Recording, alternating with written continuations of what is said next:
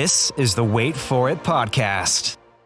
Hey everyone, welcome back to the Wait For It podcast. I am your co-host, Phil Barrera, aka Phil the Filipino. I'm your other co-host, Mr. Eric Almighty, and for this edition of What Did I Miss, we had to fill the second part of the equation. First, we did the co-hosts. Now, the actual hosts of some of our favorite podcasts within the Super Bracket Bros cinematic universe.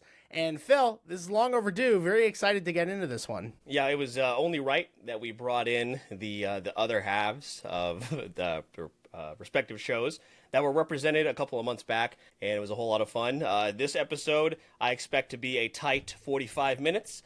Nobody has any type of flashy story or anything, no game or anything like that. We're actually just going to exchange stock tips and, be on our way. I don't know. What do adults do? I don't fucking know. What do adults talk about? APR? I don't know. Interest loans? I don't know. I'm just throwing out the most adult words that I possibly can. Deductible? Deductible, yeah. Actually. Roth IRA. There you go. Jay? Bank? Pasta? Jonathan? Jonathan, yeah, bank. Bank?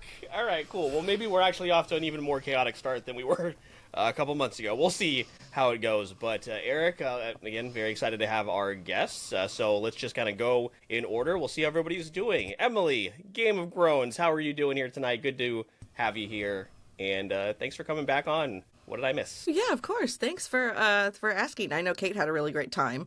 And it's only a matter of time until you get everyone that normally does all the work together, and they don't have to do the work. So this is even better. You have a lot to live up to. Kate cleaned house in Kahoot a couple months ago. So she is my older sister. I don't know if that counts or not. So you will be defending the Game of Groans crown when it comes to Kahoot. Eric, I just thought of this. Eventually, because you have to keep changing the artwork for this episode, all six people as guests for What Did I Miss? We're going to throw that out there eventually. We'll see how that goes. Please don't, dude. I have like three. I rebranded the What Did I Miss thing on Canva, and I was like, well, we never have more than 4, so I'm going to go with a 4-person layout and then figure it out from there. Now, I have like 4 different layouts for this episode. You never know. When we can't get guests, when we only have 1 person, when we get 2, and then now we have 3 guests. We cannot do a 4th. I will quit. Never know. Everybody from the Super Bracket Bros cinematic universe, every voice actor from Dear Fred No-Katan. We got groups of people to throw in. Okay, that's fine. We could do that. It's just going to be live streamed and never promoted. Everybody from GAM, we'll figure it out. Andrew, Friendly Neighborhood Gamers, how are you doing here tonight? And thanks again for being here once again on What Did I Miss? Hey, thanks for having me. I'm doing fantastic. I was just thinking if you had everybody from the Super Bracket Bros cinematic universe, it would be kind of like when you plan a Lord of the Rings marathon with your friends and you have to book out the whole day. That would be that recording session. It would have to be the entire day. And by hour 3, I don't think I would have much humor left in me. Yeah. Or stories. I can't even imagine. Maybe I think each team would have to present a story together. I think that's probably how we would have to do it. So maybe just in a really, really busy month. Who knows? Jay Davis, Super Bracket Bros are what are you to the Super Bracket Bros cinematic universe? Are you the Tony Stark or are you the Cap? Who is Jay in the Super Bracket Bros cinematic universe? Who do you play? Wow, this is this is quite the question to start off with. Also, how are you doing all that shit? Whenever. All that bullshit. Yeah, I guess I'm fine. I guess being invited 2 months after my co-host, I'm not offended at all. By the way, of course. I mean, probably Nick Fury. I like the sewing together of our shows, in weird and interesting ways, and then conniving and fooling you all into working together. I love that. So that is surprisingly accurate. Choice. Yeah. Well, if you kind of think about it, so Jay is reached out to who first between Andrew and Jay? Who reached out? No, well, here's the thing. Jay is so important to the whole universe, but he also disappears for a long period of time, and nobody can find him. So it's perfect. It really does work out. Yeah, no, and another history lesson. This I'm sure has been stated many times on various podcasts, but I was the one that saw Andrew's nerdy video game T-shirt from across the room back in Podfest 20. It's really Because he romantic. can see over everybody else. Exactly. He yeah. had the vantage point. So I made the first call out for my first superhero there. So I guess Andrew is Robert Downey Jr. So you're Iron Man. All right, Doctor Doom. How That's far probably we've why- come. That's why you didn't see me, actually, is because I was way too low to the ground, and you were just looking straight ahead, and I probably walked right underneath you and didn't even, didn't notice. You know how in the Lost World where the motorcycles are driving through the Dreadnoughts? Like, that was from... Yeah, exactly. Yeah. Yeah, we need to go back, find the security footage, and then there's just going to be Phil riding a motorcycle between my legs. through this hotel in Orlando, Florida. Oh, there he was. That's crazy. So, anyway, very happy to have everybody here. For anyone that's listening to this episode for the first time, What Did I Miss is a very, very casual, just hang out with our friends, and we talk about any pop culture stories that you may have missed from the previous month. Full caveat, we are recording this on the 24th, so there is a possibility that something comes out and something happens within the next few days, because this episode will release on Monday the 28th, so who knows? Like I told our guest last time this happened, where we recorded a little bit earlier, Robert Downey Jr. surprised everybody at San Diego Comic-Con. So maybe this is a way for us to manifest something really cool. And if that happens, you're welcome. Well, I mean, the Robert Downey Jr. I was thing going to say, are you is saying that okay. Robert Downey Jr. was really Not cool? necessarily. Some people were excited. Let's revisit that. It's current news. Let's talk about Yeah, that. actually, let's just rewind a couple months and talk about that. But this is also, for the first part of the episode, for the audio-only listeners, that's totally fine. We do play a game at the end, and it is suggested you watch over on our YouTube page if you'd like to follow along. But again, totally up to you. I will do my best to visualize the questions. But Eric, anything we need to go over with our guests before the most important part of the episode that everyone was super excited about and did not want to change minutes before we started recording? Now, here's the question: if we did a die, how would that work? Because I mean, I am open to the idea. We're open to changing things, but don't tell me to do it right before the episode begins. I mean, 10-sided die. It'd just be like a D10 with a D10. 2 people per side. I don't know what that means. I got my ass kicked in GURPS, so I have no Okay. idea what that Do means. you know what a dice is? No. Whenever I see a dice table at a convention, I A walk right D10, on by. what? And everybody get assigned a maybe? number. No, I don't. Yeah, Everybody get assigned 2 numbers, right? Is that how that Yes. Is there works? dice Did I at do math? Monopoly? All right, Phil, I'm gonna take over from here. What do you mean? Oh, okay, you got. Okay, cool. Yeah, don't I have to got do this. Okay, I sweet. got this. Okay, cool. So the wheel is what we normally do. You got a little glimpse of it, but if we could find the 3 people who hate the wheel the most, they would be on this episode. And because of that, I think it'd be kind of funny. Yeah, I mean, it's a Google wheel. Like it's not anything special. It's right here, and you just Okay, so how do you assign numbers to somebody? Is that how this is going to work? right here. Yeah. So Oh, the Panthers took Saratoga. By the way, I'm totally distracted by the NFL draft right now. We're also recording during the NFL draft, so I will give our audience updates. That'll be 4 days Please late. don't. Why are by we the here? time- Please by don't. the time this episode comes out. No, please don't. Okay, well, this is the best I can do. Yeah, this will work. So for this, we are gonna use the die, and I'll just go based off of what I see on my screen because it's already randomized. So Emily is gonna be 1 and 2. Wasn't a 10 a 1 and a 0? Is there a 0 in here? No. Hello. Well, you guys Do we tell need me. a 10-sided dice or an 8-sided dice? No, Yeah, it's a 10. it's 10. It's a 10-sided die. Yeah. Right? Okay. Okay. There's 5 people, so shouldn't it be 10? Yes. Yeah. Yeah. Okay. Well, Eric had 8 up, so he was going to not include himself. No, I in the had roll. 10 up. It Oh, you it's rolled 8 an on the 8. die. Gotcha. Phil, leave the dice to the professionals, That's true. please. That's true. I'll shut the fuck up. Yeah, we've got no, this. okay. Thank you. Okay, so Emily is 1 and 2. I will be 3 and 4. Phil will be 5 and 6. Andrew will be 7 and 8. Jay will be 9 and 10. Okay, and then we'll reduce the die as we go forward. So There then you we'll go. go the next time when someone's already gone, we'll go to the 8, then we'll go to the 6, to the 4. I can do math. Rolling, we're gonna figure this out. No, a wheel might be simpler. It might be, but you guys I asked for exited this. out. How are we doing this now? Are we gonna do like a drum roll? Oh yeah, what the hell is the? Oh, we I've can't got just- one. Roll Hold on, that ready? die? Here we Roll go. that Yeah, die? let's. 3, 2, 1. Roll that die. I love I don't that. like that. Okay. Well, would you guys prefer the drum roll?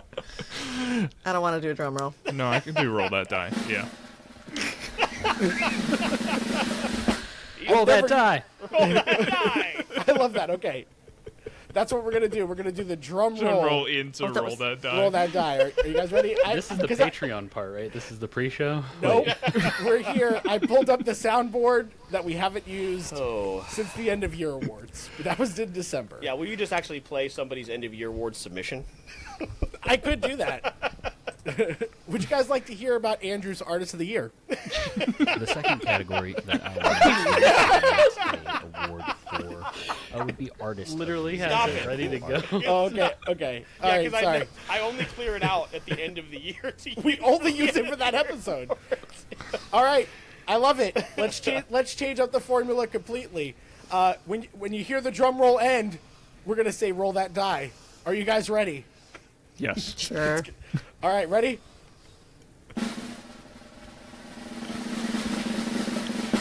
Roll that Bad. die. Woo! You said roll Is it that. rolling? Hello? Aaron. I clicked it off. Okay. 9. 9. That's me. That's Jay. I All did right. it. Well, I just want to say thank you to everyone who believed in me for leading this revolution of defeating the wheel. And it's been an honor. I'm so happy. Now, onto my first story. You guys probably, this is like not a very well-known story, but you might have heard that the Vice President of the United States assassinated the Pope this month. It's true. This was fact checked. Yeah. Why are you doing this? I think it's no. Where are you think going with this? The people need to know. No, Hey, it's, Grok, did that happen? no. I wasn't gonna make the joke, but then I was on such a high from having won the die first. So no, my real story is actually probably something that no one has heard of, besides maybe Emily. Actually, I think Emily probably is aware of this. But I'm a recent subscriber to the new kid on the block. It's been around for a few years now, but it's new to me. Dropout TV is a fantastic streaming service. It's sort of this amalgamation of comedians that come together to do various shows. It's sort of like if you have no frame of reference, you've never heard of Dropout TV, think about like Whose Line Is It Anyway, but like times 100. You know, they have a ton of different shows, a ton of different styles in which they compete against each other. Compete's a very strong word for Dropout TV, but it's a wonderful streaming service that is led by awesome people. The number one person is Sam Reich, who has kind of become this person that I really admire for how he does business and how he talks about things and how he leads his company. But specifically this month, they fell victim to something that a lot of streaming services have fallen victim to recently, and that's having to increase their prices. But they went from an astounding $5.99 to $6.99. I just want to give them a shout out for being an incredibly affordable streaming service, and in a time where they're creating something that's worth, in my opinion, much more than $6.99 a month. They haven't raised their prices for several years. This is, since 2022, I think. And I mean, with how much the cost of everything has gone up, it's pretty amazing that they've held off for as long as they have. And so this was amongst all of the things that I could have picked this month that like didn't feel good. The politics of the world are sort of like bearing down on my head, especially as it invades entertainment with tariffs and things like that. You have board game companies closing, but like Dropout TV is true. It's so much fun. I love it so much, and I just want as many people to support as I can, so I wanted to use this platform to shout them out. But unfortunately, they did have to increase their prices, but I mean, in the least price gouging way possible, very honest, very transparent through the whole process. So that's my story of the month. In addition to that, they actually only raised it for new subscribers. Yes. Everyone yeah. who was previously subscribed stays at the $5.99. Yep. And it was like a cutoff point and so they were telling people, hey, if you want to not get the higher price, sign up right now. You'll be an old subscriber and it won't increase. Yeah, no, just all around super consumer friendly. Big thanks for right, that totally escaped my brain. So, Dropout TV made the a little bit of news this month, and that was what I wanted to bring to the table. Hell yeah, I love that. I have not checked out personally Dropout TV, but I have seen, of course, Game Changer over on social media, and Smarty Pants, which is like, because I love PowerPoint parties, I'm like, this was made for me. So I very much love that. But yeah, Sam, I see a lot of clips as well of just kind of like behind the scenes stuff of how he operates that show. And it's just like, you can tell so much love and care goes into it. And when you're talking about improv specifically, to give all of those people a platform is awesome. And when I know, like, improv is kind of, in terms of, like, in the comedy world, sometimes can be kind of looked as, like, the redheaded stepchild, but, like, it is so much fun when it's done correctly and when it's done with, like, the right people. So, really, really love this, and, yeah, I'll have to look into this. Andrew, what was your knowledge, if any, about Dropout? I just learned that they raised their price if you're a new subscriber. I've never heard of this before at all, so I'm one of the people that Jay is trying to spread the word to. We'll have to find some good clips and send them your way, because they are, especially a Game Changer, when it's on, like, it is so good. So, Eric, what about you? I know I've definitely sent you Game Changer clips for sure. No, Game Changer clips are always on my my TikTok for sure. So that's I did not know that this was a thing. Like, I didn't know it was a subscription service. And, I mean, at that price, I mean, that's not a lot in the grand scheme of things when you consider Netflix and how much they increase all the time. I love the incentive for existing subscribers. I think that is really, really smart. I think more companies should do that. Like, reward the people that are sticking around and not punishing them. You're going to make enough money with the price increase on your new subscribers. Don't lose your existing base. And I think for what I'm imagining Dropout is, in the grand scheme of things, they probably can't afford to lose a whole bunch of existing subscribers to jack their prices up. And $1 is not really jacking it up, but the way that people feel these days, that could really be looked at that way. So I think out of anything, I just really appreciate that approach, because we don't see that almost anywhere else. Also, Brennan is the other one I see on my real life. Eric, all of the Badman episodes are on here. For people. Okay, well, we might have to. It was everyone from College Humor, basically. Yeah, I was just going to say, there are a lot of College Humor stuff. Okay. Yes, absolutely. That's great. Yeah. I think like, again, it's going to start coming down to pricing when it comes to what streaming services you want to keep. So, and if people are looking for content at a decent price, this is a great place to be. I mean, Phil, what is Apple Plus at? Like, isn't it like $10? It's definitely gone up. It used to be one of the best priced, but it is no longer that. Apple it's not. TV It's definitely not one of the best, but it's still. It's still, compared like, pretty to what decent. I pay for Netflix and never use it, it's still pretty good. But I think I might pay. Yeah. I'm getting up there with Apple TV. It's probably close to $15, $20 now. So, and it wasn't that when it started out. So I could have sworn it was 10, but yeah, no. I mean, again, I just wonder what it's going to be in the grand scheme of things as far as like the quality of the content versus the price. And when you've got a company like Netflix is the big criminal here, in my opinion. But Apple has always been the one that stood out to me out of all of them that has been, at least for the quality that you get, been the best priced. Emily, do you have any other suggestions other than the ones that people have probably seen on social media, like Game Changer and Smarty Pants? Any of these other ones that you suggest people check out? Not really for you, Mr. I don't know what a dice is, but never heard of that before. They have Dimension 20, which has, I would say, revolutionized live play D&D.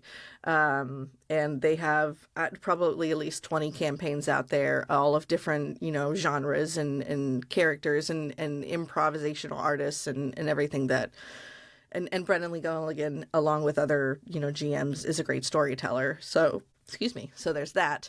Gosh, another one. They just did one about food called Gastronauts, and it's where they take professional chefs and 3 comedians, give them insane tasks, like make me a thing that Brennan's was like, make me the biggest meal ever, like just like the biggest thing you could make that tasted good. Or one of them was like, I want to eat it like out of a cone or something. It's just like, and these chefs have to do it, because they're in this competition, and then at the end there's a winner. So yeah, what finally broke the straw that broke the camel's back for me was seeing the clips of the recent season of Game Changer, and seeing the 1 year later episode that Jacob Wysocki and Vic and Lou had to do. They were given tasks that they had to complete over the course of an entire year and come back and present the results in an entirely different episode to just incredible results.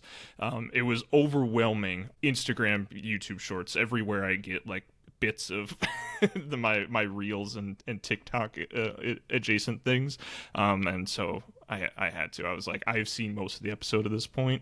I just need to support these people, and yeah, it's wonderful. It's wonderful. Yeah, and the good part of social media too, as someone who did stand up for a long time, just to be able to put people, really, really talented, really funny people out in front in a streaming service is awesome. So I see a lot of these people. I'll see them on Game Changer, and then I'll see their stand up clip later, and then that's a gateway to get somebody into their show wherever they tour. So because comics are constantly touring, so if you see somebody on there that you think is funny, chances are they've got some other channel, they've got a YouTube channel, they've got something, they do stand up. So look them up, and you might be able to see them in person for sure. So yeah, I love that story, Jay. Great way to start out. What did I miss? Eric, you want to bring back in this chaos you've created? I did now not create what? it. I did not create it. So now, you say it like we don't already have a plan. Oh, God. We already have a plan. What happens now? No. Oh, So we use a It's gonna be okay. 10-sided die because we had 5 people. Now we have 4 people, so we're going to use the 8-sided die. And we are and we just can going to keep the numbers. We're just going to keep the numbers 100%. Yep. Emily's 1-2. I'm 3-4. You're 5-6. Andrew 7-8. All right. Drum roll, and then roll that die. Let's go. I already forgot about the drum roll. You can't You forget don't about have to do the drum roll. I have to. Roll that die. Hey, look at that. All right. Throwing the 8 out there. 4. That's me. that? Yep. Me. No, you have to say it confidently. Don't show weakness That's in front of Phil. me. That's right. All right, guys. So it's actually funny. This was a story I was considering bringing up because I think it's both extremely intriguing and also ridiculous. And the fact that we have Emily here is perfect from Game of Thrones, because if you didn't know, Time Magazine had announced the return of the direwolf. I did not know, number one, that a direwolf was even real. So I was very confused. But upon reading the Time article, this is in fact true. Romulus and Remus are doing what puppies do, chasing, tussling, nipping, nuzzling. But there's something very unpuppy-like about these snowy white 6-month-olds. Their size, for starters. They're already measuring about 4 feet long, tipping the scales at 80 pounds, and they can grow up to 6 feet and 150 pounds.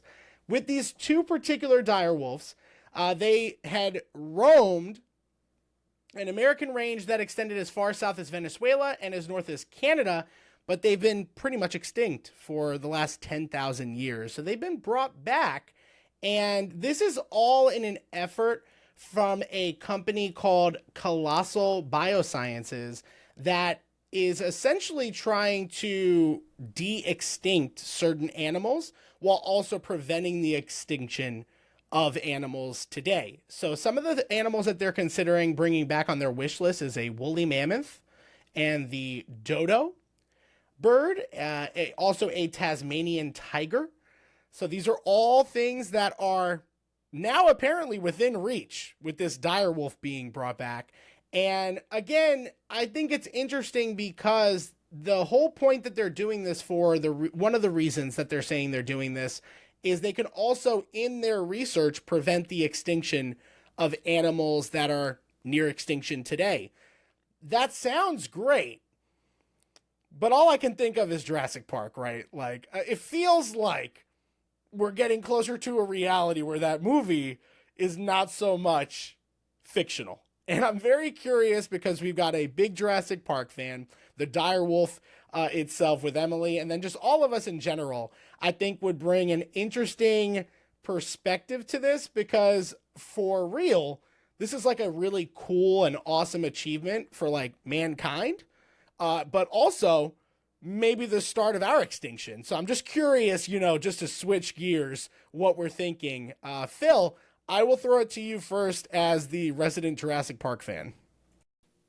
Yeah, well, we also have Jay here as well, so both of us can very confidently speak about this this topic. No, it is very cool. Although I will say, as far as like the woolly mammoth, I watched that woolly mammoth documentary in middle school that they were trying to clone the one they found in ice years ago, and that never happened. So the fact that this did happen is cool, and I didn't even think about the idea of it helping preserve animals that are on the verge of extinction now.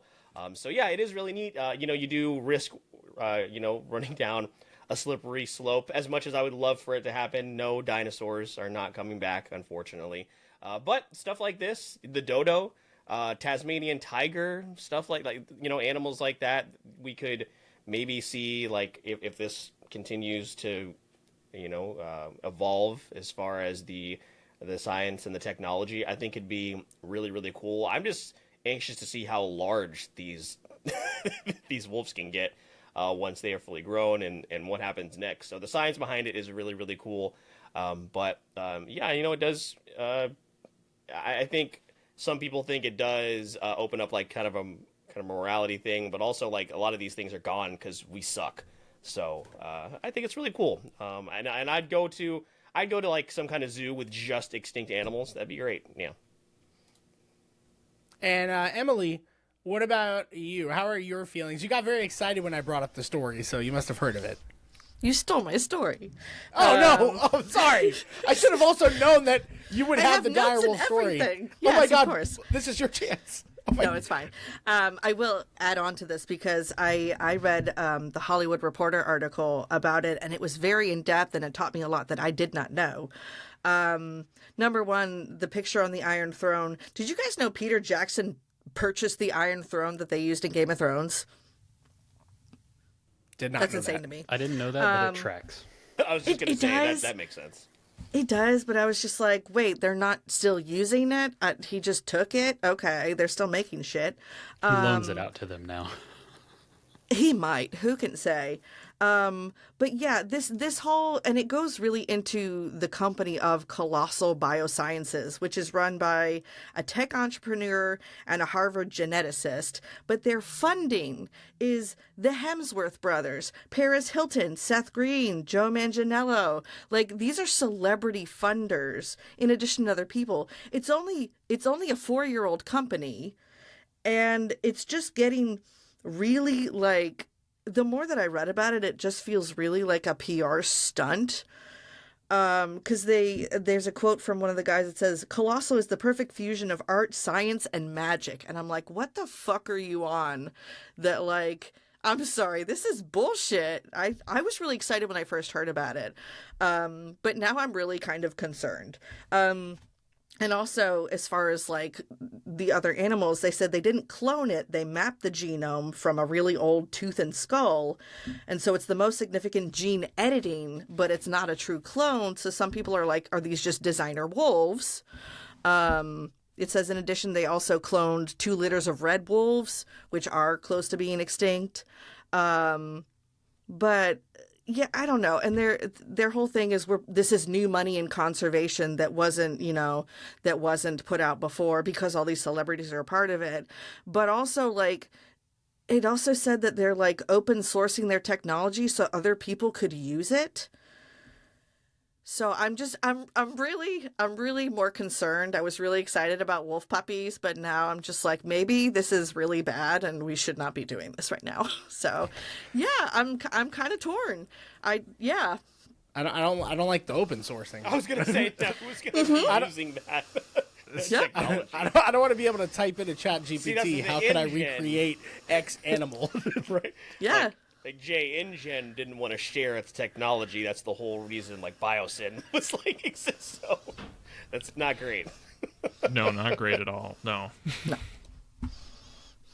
Yeah, it's tough. I do now feel bad, Emily, that I stole your story. Do you have a backup? I do. Okay, I'm really glad that everyone came prepared. It's But okay. yeah, that was mine and Emily's story. Phil, Andrew, which animal do you want to see brought back from extinction?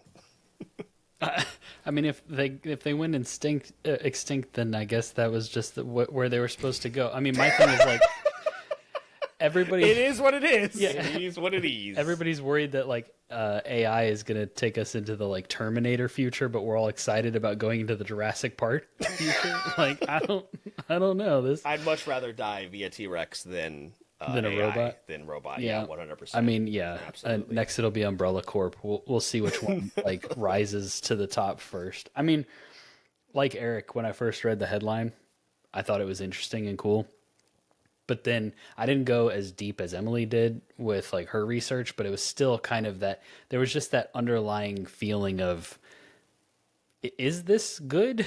Like, and then when you started mentioning like celebrity funded and stuff like that, it was like, I don't know about this. I mean, should we be? I mean, Dr. Frankenstein creating life, like none of these stories end well. So one of those Hemsworth brothers definitely has a dire wolf at home right now, right?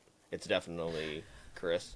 it's They Chris, joined yeah. for the Tasmanian tiger. That would make sense. They want that one. They're That would make Australian, sense. so Yeah, Obviously, yes. Yeah. yeah. Interesting. Yeah, I mean, I'd spend that type of money. I'd Which- spend on that which type animal? of money. I don't know. What do you want? It'd have to be something really cool, though. I'm sure there's a really cool, like, extinct animal that would come to mind. Eric's like ChatGPT, really cool extinct animal. I'm There just, used to be- really cool. And it's gonna. I believe the last time we coolest. talked, we did confirm it does kill an animal when I chat GPT. So that's unfortunate. Yeah, so Why one did you- life why for are another. you ChatGPT? Why not just Google it and someone will have a list? No, Like a I was list Googling. made I- up Google I just right Googled- brings I up Googled the it. AI results anyways. That's so. true. So it doesn't even Woolly matter mammoth, anymore. dodo. Listen, the Woolly first mammoth is three, too large. the first three on this list of top 25 most interesting are Saber-tooth woolly tiger? mammoth, dodo, Tasmanian tiger, megalodon. Yeah, Megalodon would be dope. Megalodon. Saber-tooth is 7. Oh, I don't like this All right, one. let's just scrap this episode. Let's tier list extinct animals. Actually, No, yeah. I don't think I care this much about animal. Let's bring back like No, Yeah. say what was that? Say that there's like again. there's like a really big tortoise here. Let's No, do that no, one. no. What was that sentence you said? I don't really care about animals. Is that what you said, Eric? damn it, Yes, Eric. I might have said that. Okay. I just want to confirm. This is Eric, recording, right? It, Okay. it is what it is. Pete is going to show up at Bold Matsuri now. Thanks a lot. It is what it is. I'm sorry. Anyway, dice time. Let's Which extinct animal could roll dice the best? let's move on. We are now going to move over to the 6-sided die. What's our number? What's my number now? Okay, chill. Oh! Emily's 1 and 2. You are now 3 and 4. What? And Andrew will be 5 and 6. So let's get no. ready. What? That was the wrong Let's- drum. It was the right drum No, I for the think it time. was- Oh, It was okay. not. Yeah. Now it will be. Hold on. We don't have enough laughing. There we go. Okay. Wait for a podcast is recorded in front of a live studio audience. So how many people All right. listen to these episodes? Just out of curiosity. They stopped right about now. We've got a drum roll. Remember, we were going to just do the wheel as a reminder to the audience. Yeah, Eric is And punishing Jay right now. all three of you. I love you it. all asked for the wheel to be gone. I just right. voted. That's true. All right, drum roll, guys.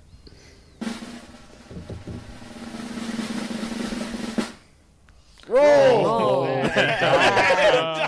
Did you guys forget that step? 5. It's Andrew. Oh man, I guess I should look up a story real quick. Probably need Oh, it. that's Phil's you line. also took my dire wolf story. Yeah. Oh, I hope you guys have backups. I really didn't think anybody was going to pick that one. So I come from the gaming world, so most of mine are gaming related. And the biggest news story of this month was obviously The Last of Us getting released again, another version specifically for Phil. He's one of the only people that's probably going to buy it. So we definitely have to bring that up. But no, that's not my main story. I honestly thought we would talk about the Switch 2 before it got to me, so I don't know if I want to use that story, but we got all the Switch 2 information this month. So I suppose that would be a good story to talk about. They announced the release date for it. They announced the price. They announced that Mario Kart was going to be $80 or $90 if you want a physical version. They announced that certain games would be getting updated versions on the new Switch, like the Breath of the Wild and Tears of the Kingdom are both getting updated versions, which you get for free if you pay for their online service. But then other games like Kirby and the Forgotten Lands are getting additional content and stuff, and Mario Party Jamboree is getting a whole bunch of new mini games that like work with the mouse functionality and the Joy-Cons and stuff like that. And so those are going to cost more money. So it was a really interesting kind of whiplash effect, I feel like, across the gaming community, because we've been waiting for the Switch 2 to be officially announced for 6 years. I feel like I've been hearing rumors about it since 2019 at least. And then they did like the Switch OLED, and then they did the like Switch Lite, then they did the Switch OLED. And then so we're finally getting the official announcement. It looks cool. It's bigger. The Joy-Cons seem like they're going to be a little bit nicer. They connect in a really cool way.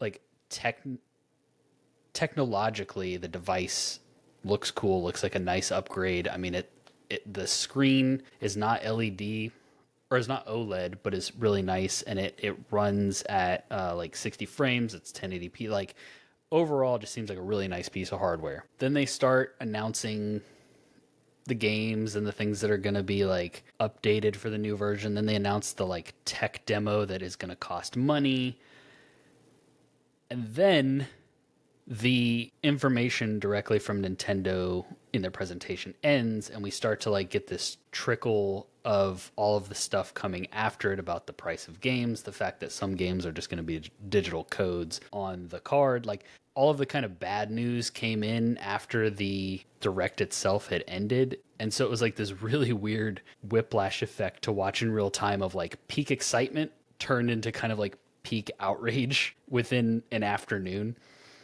And I'm still torn about the Switch 2. Like I think today pre-orders in America went live. I didn't try to fight for one. I don't know that I'll get one day one. I feel like the console itself is priced pretty fairly for what it is, but it's the stuff around it that is a little bit more egregious. But they also announced a new From Software game that's exclusive to this console, so that makes me more torn. Like, I kind of have to get this console, but then it's not like a true From Software game. It's like a multiplayer extraction kind of game, so do I really need to... So it was really just this... It's a big story that could probably be broken out into like multiple little stories, but it's definitely something in the gaming world. It was probably the biggest thing that happened this month. I mean, like Phil said, we'll probably get some massive earth-shattering news once we stop recording. But at the time of recording, the Switch 2 official announcement, I mean, it's coming this year, all that kind of stuff, was a big deal. And then there was just a lot of discussion around the decisions that Nintendo made, because they came out and they said that they're going to charge that extreme like price hike for Mario Kart, which everybody knows, like if you buy a Nintendo console, you have to buy the Mario Kart to go with it. It's like it has like the #1 attach rate to any of their consoles, especially the Switch. But then they've also come out and said like, well, some other games aren't going to be that price. Like we're going to evaluate this on a game by game basis, but Nintendo's notorious for never letting their games go on sale. So it's just this whole big, like a lot of people have brought up, you know, the state of politics and tariffs and all that stuff right now. But at the end of the day, I'm pretty sure if the world was as calm as could be, Nintendo would still be doing this because they know they can get away with it. Like they're the company that released 3 of their most popular Mario games in a collection for like a 3-month period and then pulled them from shelves. So I don't think you can blame this on the state of the world. I think this is 100% Nintendo doing Nintendo things because they know they can get away with it, and they know that they're not only their diehard fan base, but also just the kind of niche community, like slice of gaming that they serve, the like kids and families and not so hardcore gamers. Like they're going to kind of do it either way. But I'm curious to see how, like, if this has any sort of negative effect on them as a company, and if it trickles out into the rest of the industry. Like if we start seeing Ubisoft try to put $90 price tags on their base games, and then like nobody's going to buy those games at launch because they go on sale in 6 months anyways. So it's just a really interesting, like it's been an interesting couple of years in gaming anyways, with prices and live service, and just it feels like we're very much in a transition period where the gaming industry is trying to like restructure and figure itself out post-COVID. And now Nintendo has just kind of thrown another wrench into all of that. And so that is the news story. Like I pulled the IGN article, but like I haven't even looked at it. This is just all kind of my own personal thoughts and things that I've been thinking about since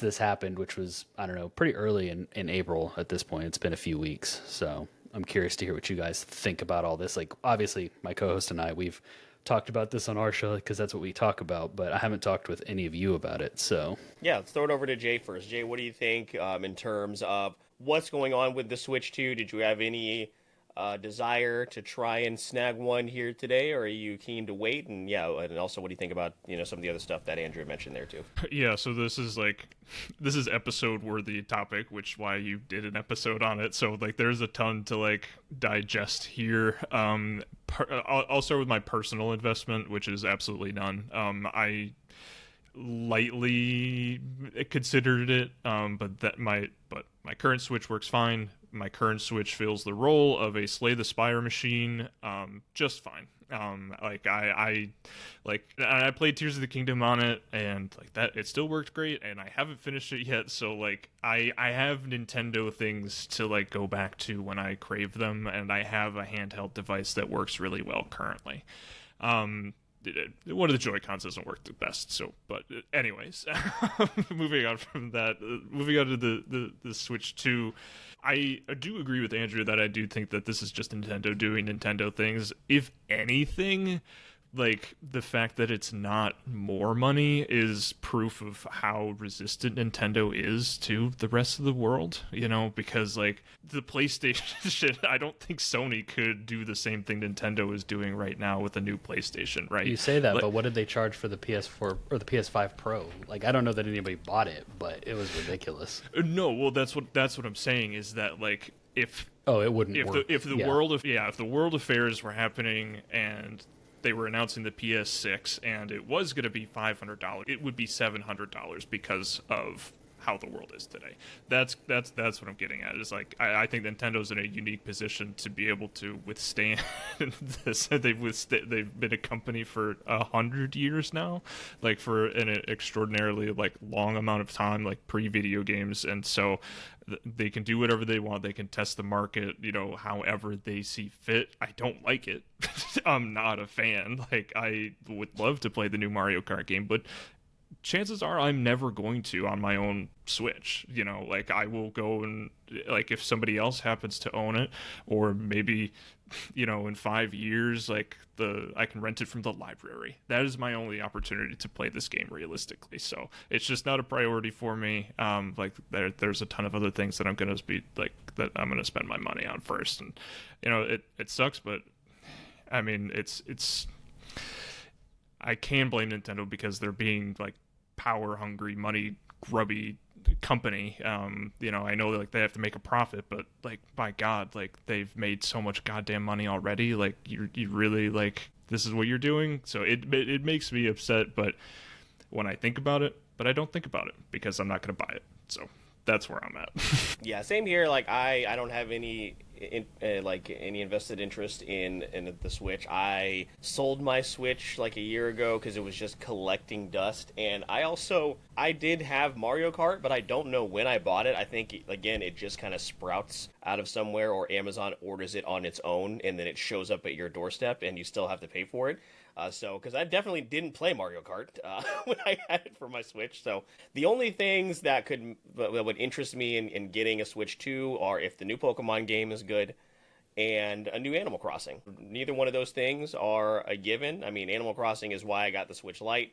And then when I got the regular Switch, I really didn't play it too much. And honestly, with being more invested in PC gaming than ever, I'd much rather get a Steam Deck. If I were going to get a handheld, I would just pay maybe $100 more for an OLED Steam Deck as opposed to getting a Switch. So yeah, I echo everything you guys just said. No matter what would be going on in the world, Nintendo would be doing this. It's even more evidence that GTA 6 is probably going to be $100, and Ubisoft is going to try and do this with some sort of game. Watch Dogs 4, Far Cry 9, I don't even know what they're on.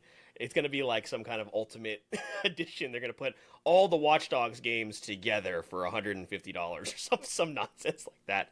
It's going to be ridiculous. So, Eric, I know you guys have a Switch, and you're a little bit newer to Switch ownership, but it's more so with your son, and I don't think you really ever touched that thing. So, Switch 2, I will say our buddy Jay, my co-host over at Touchdown Jaguars, he got one. He got a pre-order in pretty easily, too. So, he got one, and but he is very much a Nintendo gamer. So, how are you feeling about all this? And is a Switch 2 in play in your house? It seems like your son is pretty content on the PS4 right now, so I don't think he needs to Switch 2.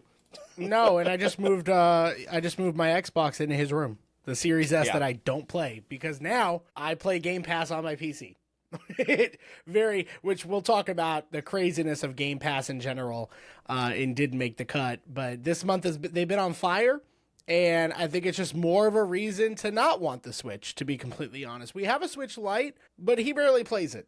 He just does not play it. He prefers his tablet as far as doing something like just like right there on the couch or something. But yeah, he's been getting into a lot of different things right now, which has been really cool to see. And I think the Switch, I don't know, it just doesn't have the appeal for me and my family right now. And specifically just for me, I don't know, I just haven't had that appeal in a while. It seems like the most fun with other people. And I'm just never in that situation, like in person with other people. If I'm going to be playing with people, I'd rather play Repo or have some fun on Rivals the once every 3 months that we get on, stuff hey, like man. that. Hey, that's we're still playing. Some of us are still playing. I saw you on earlier today. I was like, oh, he's just putting in some Rivals time. I mean, again, I'd much rather do that with friends than try to play anything on the Switch. And that's just because, again, some people might have that comfortability with the platform and the content. I was never a big Pokemon guy. I liked Pokemon, but after about Gen 3, it's like, okay, how many more are we going to get? Right. Like, it just feels like it's more of the same. And I don't know. It just wasn't that good that I had to keep up with it. But if it's been something you kept up with, like, I get it. They've got games coming down the pipeline. The Donkey Kong game looks really, really good. Like, as far as mechanics, seems like it's Astrobot-ish in the sense that I think it's going to be better than what people would probably expect, because it might have some like fun gameplay that is just really addicting. And that people aren't necessarily, maybe they're taking it for granted. But other than that, like, everything else is pretty standard from the Nintendo front for me. And it just felt, I guess that just feels boring. Maybe that's the wrong word. But yeah, it felt bored with the announcements. Well, the thing about Nintendo games is like, you can't really get them anywhere. Like, Astrobot is probably one of the biggest competitors we've seen recently as far just like whimsical fun, like that childlike wonder of playing a game. Usually to get that, it's like you have to play a Mario game or some sort of Nintendo franchise. Like, that Donkey Kong game looks awesome, and as soon as they announce a new mainline Zelda game, I will be buying the Switch too. Like, there's just, because I guess I could play that somewhere else if I wanted to. There are ways, but there's really nowhere else to play these games other than and that's why they get away with what they're doing. They know that everybody wants to play the new Mario Kart, so we can just charge whatever we want for it. Yeah, no, I'd agree with the price thing as well, that both you and Jay had said. Like, it's Nintendo being Nintendo, but I mean, they've put themselves in a position to do so. I was streaming earlier and somebody asked me if I was doing the Switch, and my response was the same tonight. and they were just talking a little bit about it. And I really think that when it comes down to the Switch, like, it's great and all, but like, it seems like they have an existing consumer base that they can count on, and they're not really trying to do outreach. So they can hike up those prices to the people that they have lured in to their product over these years, where, I don't know, when it's like Game Pass or PlayStation or anything else, everything else seems to go the opposite direction. Like, let's bring new people in. Nintendo feels like they're kind of gatekeeping a little bit. I compare the hardcore Nintendo fans to Disney adults. There's like the similar behavior there, where it's like, I can see that. they just are like, that is just kind of part of their identity, and so they might get a little bit frustrated with Nintendo for a while, but they're always going to come back. They see those Mickey ears, they're like, I gotta get them. Yep, I have to I have gotta them. get those Mickey ears. I don't have them. Emily, is the Switch 2 going to show up in your household within any point in time? What would get you to what would be enticing to you to get one? I did see. I thought. So currently, no, I'm not pre-ordering one. I don't have one on the way. But I thought the game list was interesting. But more than a Mario Kart, I'm looking for a Super Smash Brothers, honestly.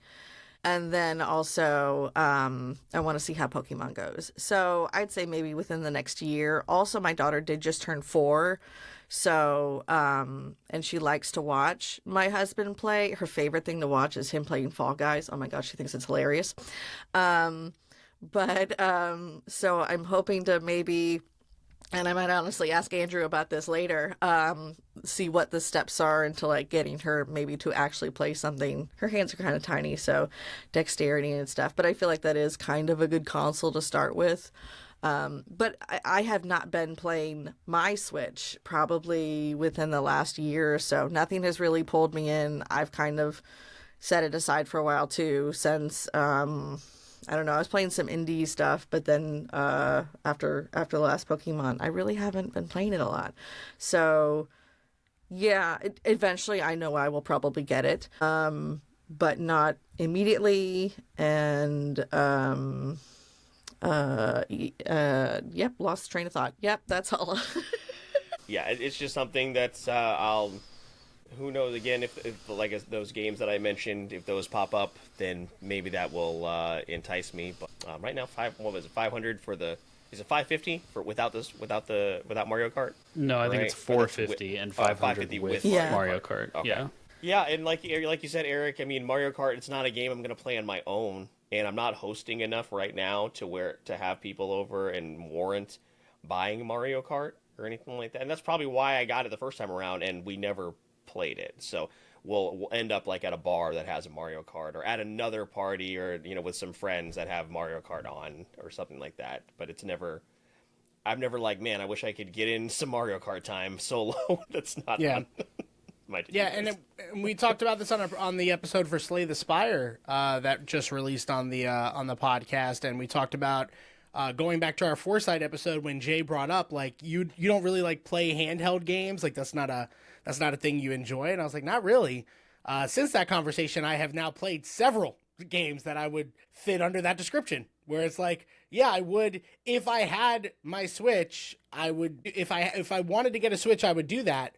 But to Phil's point, like, I wouldn't need a Switch. I could just get like a Steam Deck. Like, I wouldn't get Nintendo games for the Switch. I just feel like they're at their best party games, and from a single player experience, it's a franchise that you love. And I just don't love any of the franchises. I'm not a Zelda guy. I'm not a Metroid guy. None of it. All the big hitters, the little hitters. Yeah, I liked Luigi's Mansion. I don't want to play every Luigi's Mansion that comes out. You know seem what I mean? like a Gooigi guy. Yeah, you know what? Listen. I like the off-brand ones, okay? That's just what it is. But The off-brand no, Luigi's Mansion. I don't know. We're going to find out. Yeah, I mean, let us know. Did you guys, anybody listening, did you guys stand in a virtual line or a physical line? Some people actually went to GameStops and pre-ordered those. Some GameStops got them, so we'll see. But yeah, great story, Andrew. Yeah, Eric, let's bring up this chaos. I think I got it. Okay, so you tell me what's going to happen next. I'm number 5. No, I'm gonna now, Phil, now, okay. I'm So 11 now- through 20. Now we're on the four-sided die. Okay, now we're on the four-sided die. Emily is 1 and 2. You are 3 and 4. There is no 5. Okay. Okay, I'm gonna. There is no gonna- 5. I'm gonna drum roll you, and then we're all gonna say, Oh, God, that sounded sexual. roll that die. I am. All right. Again, you don't need the drum roll.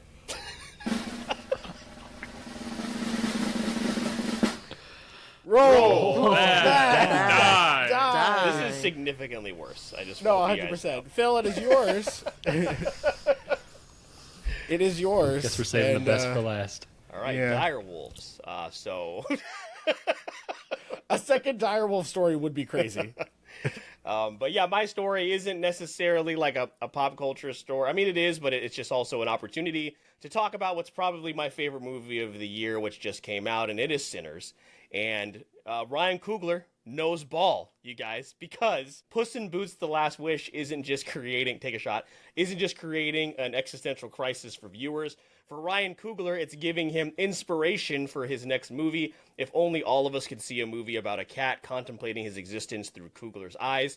In an interview on the Get Wrecked podcast, Coogler shared with the host that the latest Puss in Boots adventure became a key element in his upcoming film Sinners, which is now out at the time of this recording. He said, quote, "Think about the villain, think about his defining features, think about his demeanor. Puss in Boots' big villain had piercing red eyes, and there's a lot of similar themes in Sinners as well." And I just really geeked out over this headline, and I saw the clip of him talking about it because that movie is very popular amongst a few of us here with Puss in Boots: The Last Wish, and Sinners just came out here recently in theaters, and it is fantastic. Eric, I know you reviewed it. I had not given it like a review or anything over on like our Discord or anything, but I gave it a 5 out of 5 on Letterboxd. It is my favorite movie of the year. The performances are outstanding. So wanted to talk about, Ryan Coogler being obviously a great knower of film when he's talking about Puss in Boots: The Last Wish. But also, if you guys have not seen it, I know a lot of, some of y'all don't go to the movies as much as Eric and I do, but are you going to see Sinners, whether it be in theaters or when it hits streaming? Emily, I know you don't get to go to the movies as much. We've talked about that in the past, but you try and get to stuff that's on streaming as soon as possible. Are you a fan of, something like this when it comes to like a new horror franchise, and, or what do you know about the movie at all? I'm going to be honest, I just heard about this movie this week, and I have not had time to look up any sort of synopsis, so I have no fucking clue what it's about. Do you want a synopsis, or do you want to go in blind if you do watch it later? Did you say it's horror? Yes. Then I will absolutely not watch it. Okay. So you can tell me anything. Okay, we'll skip Emily. Andrew. What a person to jump to, because I also don't go to the movies very often and don't like horror. I also just in general don't really keep up with TV and movies as much these days. It's like any of my kind of free, relaxed time is like gaming most of the time. So even if it was a movie I was like semi-interested in, I still probably wouldn't have seen it. When you were talking, I honestly for a minute thought it was just like a string of wait for it, like memes and like catchphrases and words just all kind of strung together. I was like, what is he saying? What is Phil talking about? Any of these things actually I've heard real? these words. Yeah. What are Any of they? these real I was, things? I was I was just waiting. Like you kept mentioning Puss in Boots. I was like, he's gonna bring up The Rock at some point. Like what? It's so funny because it's like when you're around someone who speaks a different language, you don't know what they're saying, but after you a do certain pick up amount on of the time, cadence. you're like, wait a second, Black Adam. What are we doing here? what are we doing here? Well, I really picked the story for Jay and Eric, so Jay. Are you going to see Sinners? One. And also, I just thought it was really cool that Ryan Coogler was also a big fan of Puss in Boots: The Last Wish. No, I love the shout from Ryan Coogler for The Last Wish. I'm also a big lover of that movie, and so I'm probably not going to go see this one in theaters because the theater budget's a little tight these days, and when the theater budget isn't tight, when the $8 Tuesdays or whatever, that's when everybody else goes because everybody else's budget is tight too. So I don't like going to a full theater. I'm picky that way. So I'm happy to wait for this one to come to streaming. But I am looking forward to it. I love. I've really enjoyed everything else that Ryan Coogler has done, so I'm looking forward to what he's got next for me. I'll say this too, Eric, before I throw it over to you, as far as Sinners, because you know that I don't really watch a lot of horror really kind of in theaters. I usually wait so I can watch it at home. But this one, there's really not I really only jumped in the rattlesnake part, which was stupid because it's in the fucking trailer. So I should have known that it was coming. But it did startle me because it was so loud when it happened in the theater. But in terms of jump scare horror, it doesn't do any of that because Ryan Coogler is too good of a director to rely on jump scares, so he doesn't have to do any of that. It is very gory, so if that's not your thing, that's definitely going to be a trigger warning for people. But I've been a big fan of Michael B. Jordan for so long. I don't know who taught Haley Steinfeld to talk like that, but Josh Allen's probably like, what the fuck is going on? Who is this woman that I'm marrying? But she is also fantastic. But yeah, performances all around in that film were great. And Eric, I definitely want to see it again. And I wish so bad that we could see it in IMAX 70 millimeter. I don't know if there's one of those theaters in Orlando or Tampa, but I don't think I'd travel to Tampa, but I would travel to Orlando, and I still don't think there's one of those over there either, which is a huge bummer. Yeah, just seeing IMAX in general, let alone 70 millimeter, is and not a whole different IMAX, real IMAX. Yeah, real IMAX. Yeah, that's a whole different discussion. But yeah, I gave Sinners a 4 out of 5, but I'm very, very clear that on a second rewatch, and I do plan on rewatching this film by the end of the year, I could easily see that jump into a 4.5. It's a very good movie. Ryan Coogler is in his bag right now with filmmaking. Michael B. Jordan, perfect. They're the Leo and Scorsese right now that's going on in Hollywood. So I think they've got a good thing going together, their chemistry. It's very interesting to see the movie, how it played out, because it does feel like because he plays twin brothers, Michael B. Jordan. It's like it does kind of feel like like happened this year. Yeah, but it also feels like one Robert of those De roles. Niro's, who else did this year? There's been 4 films. It's like a trope that won't go away. Yeah, playing 2 characters. It's done very well. Michael B. Jordan's great, but it does feel like one of those spots was supposed to be Jonathan Majors. So it very much feels like that's what they were going for. If, he wasn't in shambles right now. But I digress. Sinners, great film. I really, really enjoyed it. I think the less you know about it. He was the other Phil. one. He was the other one that Don't played bring 2 up Mickey characters. 17. We don't have to talk about Mickey 17. A bunch of Wait, characters. did you not like Mickey 17? It was okay. Oh. Is Oh. that, Phil, we both gave it a 3, right? Yeah. 3 out of 5? Yeah, it's fine. I will, to Disappointing. pivot really quick, I will tell you, it wasn't because of Robert Pattinson. No. I personally think, the Mark Ruffalo character sucks. I don't like it. I just don't like the parody of it. I understand that that's, the whole point. I thought it was a little too over the top and fucking goofy. Oh, Jay gave it 4.5. Threw me off. Oh, yeah. No, 100% not. Is that your first Bong Joon-ho movie? No, it is not. No. Okay. Yeah, Now I don't understand. I was going to let you go. Whoa, you're gonna let me go. I was like, oh, that's your first one. That's okay. No, this is this is my favorite Bong Joon-ho movie. I would say. That's crazy. Yeah. Oh wow. Well, I don't think. I also this is the only movie I've seen in the theater in the last 6 months, so I think that probably had a lot to do with it because I haven't spent, and I think that had a big effect on it because it was on the big screen. I know you guys see every new movie in the theaters, so it's a baseline. Because I love being in a full theater. Yeah, which is, there was 2 other people in the theater when I watched Mickey 17. It was the ideal experience for me. Yeah, no, I thought it was great. I thought Mark Ruffalo was hilarious. I was so on board. Yeah, no, if you love the character and the performance, it makes a ton of sense. It just did not work for me. I also thought the movie was a little bit of a mess, which kind of explains why they pushed it back so much. And that was concerning because this movie had been pushed back, Phil, for years, right? Like with S, several times. And it was concerning. I think, again, some of the themes are a little too on the nose. I also very much got Okja vibes from it, as far as the theme. So I hadn't watched Snowpiercer, but I heard it was very similar to that. So it just kind of felt like a rehashing of films he's done better. And I don't know, for that reason, it just didn't hit for me. But I wanted to like it. I went in excited, and I walked out just a little underwhelmed. All right, well, it was nice being friends with you, Eric. Okay, or watch Sinners, because Sinners is really good objectively, and you'll probably love it. So. I'm going to give it 3 stars out of spite. But, yeah, okay. Oh, no. We didn't... That was Eric that just went on a Mickey 17 rant. I did not. Yeah, but Phil didn't like it either. I gave it a 3, and my 3 is not the same as your 3. No, we don't like 3s. You don't like 3s. Okay. I'm gonna I hear thought that. Mickey 17 was fine. Roll the fucking dice. Okay. Well, yeah, no, so Emily, I know you're confused, but he is in fact right. We do have to roll the dice like we would roll the wheel. So what I'm going to do here, because, this makes sense, I'm going to just do a D20, yes. right? We're gonna roll this in a minute. Give us one number, you, me, Andrew, and Jay, and if it's on our number, we get to go again, and Emily Instead of Emily. Okay, how about this? How about let's do this? Hold on, this would be really funny.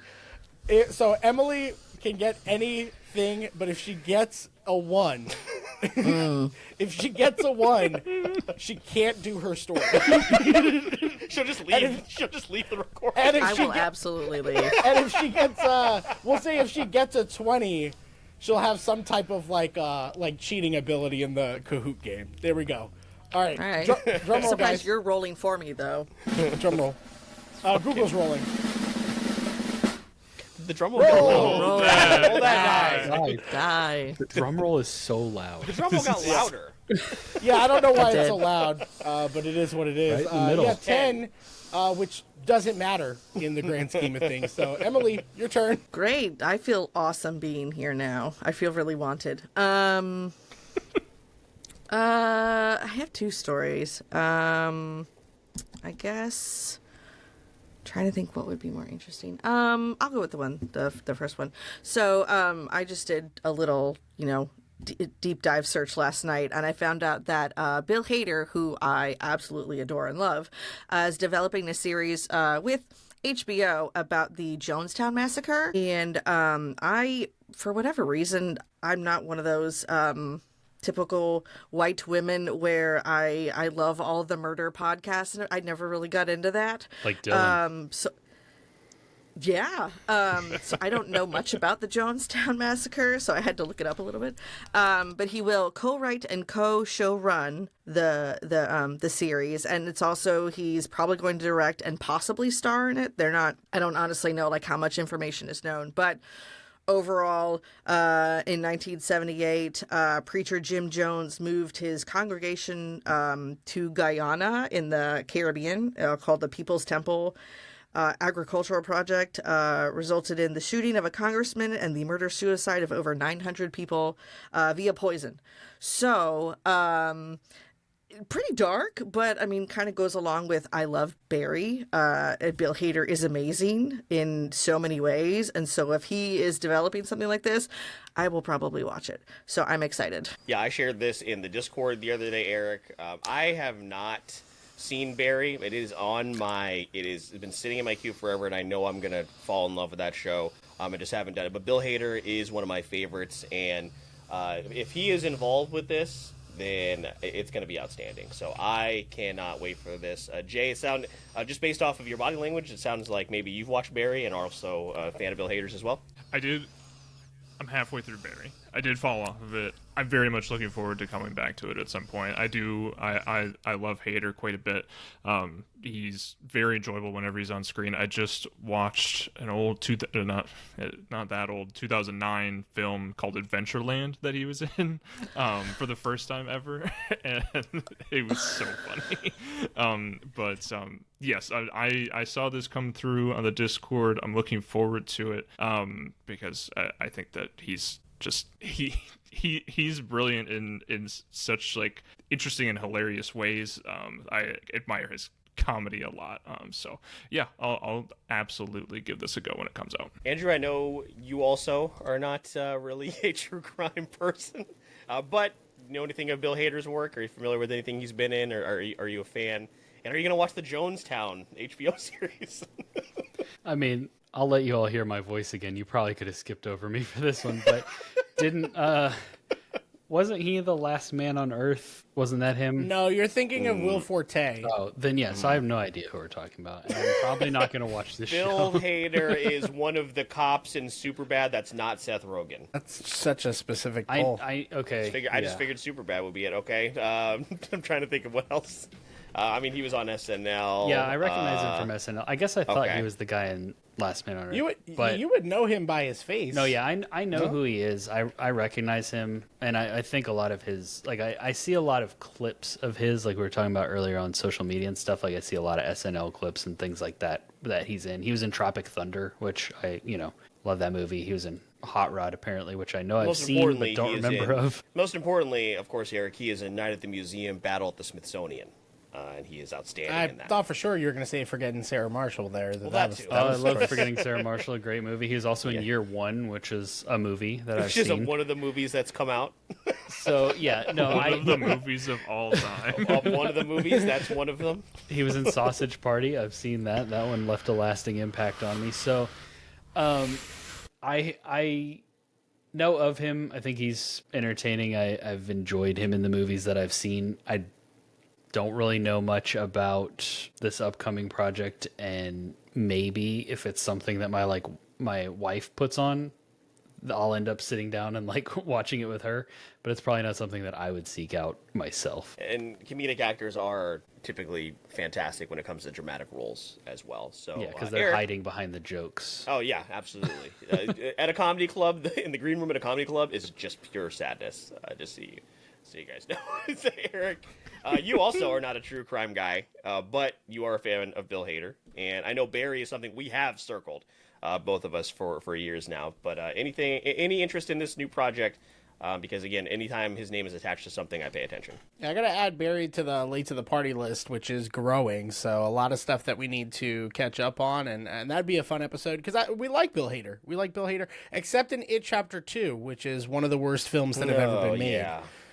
So that's unfortunate, but yeah, outside of that, he wasn't the problem there. That movie was just really, really bad. His performances have always been really good, whether they're comedic, dramatic, like anytime I've seen him on screen, it's always been a plus. And it just seems like behind the camera and behind the scenes, he's really starting to make an impact, which is really interesting. So the news itself is interesting, even if the genre or the topic is not something I'm familiar with or not necessarily biting at immediately. I think I could get interested with a trailer and the premise itself, but I would definitely have to wait to see a visual just off of the topic alone. It sounds like something that would be made into a show or movie. That sounds pretty dramatic. That's a lot of dead people. I'm surprised it hasn't already. There are Jonestown. What's the word I'm looking for? There are Jonestown shows, correct? Yeah. But. It said there was a movie that was supposed to be done with Leonardo, okay. But I think it got nixed or something like that. Yeah. So, but yeah, Jonestown in general, Eric, if you're not familiar, is one of those major stories when it comes. Any true crime podcast has covered Jonestown, so it is up there. So, but yeah, again, Bill Hader, fantastic, super talented. So definitely going to be keeping an eye on this one for sure. But, Eric, this is the part of the episode where we go around and see if anybody just wants to throw out the either some extra stories just really quick that they would like to mention, and we can kind of go from there. You usually handle that round table if you'd like to go around the circle or however you'd like to do it. Yeah. So I'll do the Discord roundup at the end, which if you're not a part of our Discord, we have a pop culture news channel, and this month was extremely busy. I actually had to condense the stories and pick the ones that I thought were some of the biggest ones, because this month had a lot of stuff going on. More recently, here some of the casting of the Hunger Games, the new movie for Sunrise of the Reaping. So there's a lot of stuff going on in that channel. Check it out. But I think this will be a great time. Just some quick hitters if you want to let us know what your didn't make the cut stories were. And then we'll just kind of go around and see if anybody has any commentary. before I throw several stories out from our Discord. And we'll start off with Jay. Jay, do you have any stories that didn't make the cut that you want to throw out there? So one thing that kind of minorly circles back to the Jonestown thing. Has anybody seen The Studio coming out on Apple TV? I want to see it really bad. With Seth Rogen? Yes, with Seth Rogen. There's a Jonestown comes up in a very the funniest way Jonestown can come up in the series. And so, but I have watched the first couple episodes. There's a new series coming out, and so that was going to be the one that I brought up as a new series in April that I'm really enjoying so far, and I would highly recommend if you're an Apple TV subscriber. My other did not make the cut that I think maybe only remotely applies to Eric here is going to be a new real-time strategy game that came out just a couple days ago called Tempest Rising. Made by a lot of the people that used to work on the old Command & Conquer games that have since left EA because they're a terrible company, and they got together and they made a very Command & Conquer-like game. Basically, this is like borderline IP theft. Like it's extremely close, but it came out just a couple days ago. I am very much planning on playing it, but I'm very excited for it. They even got the guy who made the music for all the old Command & Conquer games as well to come back and do the music too. So very pumped for Tempest Rising. You and Jay played Command & Conquer a couple weeks ago. How did that go for you? Well, so you know what? I'm still learning. Still learning the ropes again because it's been a while, since I played last. I would like to think that it went well with that being, considered. But no, this Tempest Rising looked really cool. I did not know it already came out.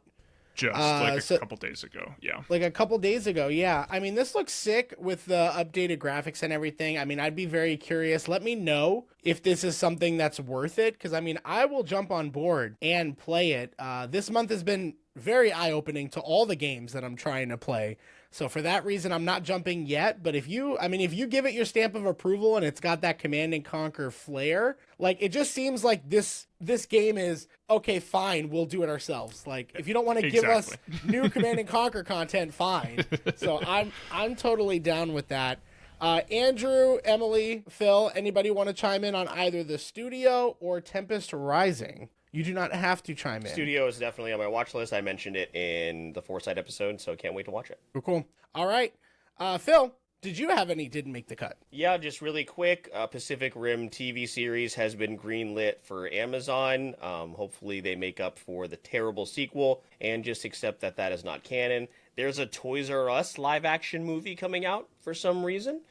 So we'll see what happens. And then this isn't a story, but I just have to mention that I've been listening to Good Hang with Amy Poehler, which is her new podcast. And I've listened to 2 episodes. I've listened to the Martin Short episode and the Catherine Hahn episode. And I was smiling for 45 minutes straight. She is so good at hosting this podcast. And it just seems like all of her guests so far are just so happy to be with her that energy crosses over to them. So definitely check that out. It is outstanding. And it's a good podcast to mix in amongst all the murder and paranormal shit that I listen to. So it's a good palate cleanser. That's all I had. I'm glad you had a celebrity podcast that you actually enjoy. I know. Since we wish they would all the Catherine be Hahn purged. episode, they just pretty much talk about Parks and Rec for the first 20 minutes. So if you were a fan of that show, go check that out. It's so good. I figure there's quite a lot of that. So the Amy Poehler podcast, the Toys R Us movie, no clue what the hell that would even look like. But I guess the studio or the company that's involved with that also got involved with Sonic. So maybe there's some hope for it. I can't imagine that movie ends in a happy ending, right? And then the Pacific Rim television show on Amazon. Good for you, man. Good for you. Emily, Andrew, Jay, anybody want to chime in with something on any of those 3 didn't make the cuts? Pacific Rim, hell yeah. Toys R Us, I don't care. I can't even remember the third thing. The podcast. It was the Amy Poehler podcast. I also don't care. It's another celebrity podcast. So I mean, I get that it's cool. I just can't. It's like some of us are trying to run our own podcasts, and we're not celebrities. Yeah, I feel like whenever it. one celebrity gets one, we need to remove another. It needs to be that kind of system. Yeah, where we get rid of somebody else. There needs to be a rotation. Zach Braff. There can only be so much. Andrew, Emily, anybody want to chime in? Pacific Rim, Toys R Us movie, Amy Poehler podcast. No? They're like, yeah, no. We heard movies and TV. We said, nope. Emily, it's your turn. Didn't make the cut. Do you have anything for us? I do. And it's actually about a TV show. So. Wow. Okay. Yeah. So, and I knew nothing about this, but it popped up and I was like, I'm sorry, what the fuck is this? So apparently, there is going to be a gender swapped TV show version of the movie Holes. Sorry, the book Holes. Did anyone know that? No. I had heard about it. I'd seen some headlines, but I hadn't dug into it. So they've got, and it's been a long time. It's a great book. Excuse me. Why am I saying that? It's a great book, but it's been a while since I've read it because they cast Greg Kinnear as the warden, who was originally played by Sigourney Weaver. And the counselor that was called Mr. Sir, played by John Voight, is now going to be played by Adie Bryant. And they have a woman named Shea Rudolph, who is playing Haley instead of Stanley. And it's all... Why are we doing this? Why are we doing this? I'm so mad. I don't understand. Nobody asked for this. There are other things out there. What's happening? It's also a bit like other ways to adapt Holes if you really wanted to. I mean, you could. It's going to be a Disney Plus show? Yeah. Or Read a movie. the book. It looks like it might be a show because it says pilot It's a on TV here. show. Mm-hmm. Disney Yeah, Plus. TV show. That is crazy. Yeah, that doesn't make any sense. This will do well. I'm predicting that this will do very well. It's going to be very Big fans successful. of genders and, I like and all the Bryant, swaps. But like, Sure, but we don't why? need that. No, I didn't know this was a. Okay. Yep, just read that yesterday. I was reading the comments on Reddit. And I'm sure those somebody are said, solid. I guess one of the characters' name is Sissy, and this person said I couldn't remember who Sissy was in the book, so I did a quick Google search for Sissy Holes. I don't know what I was expecting.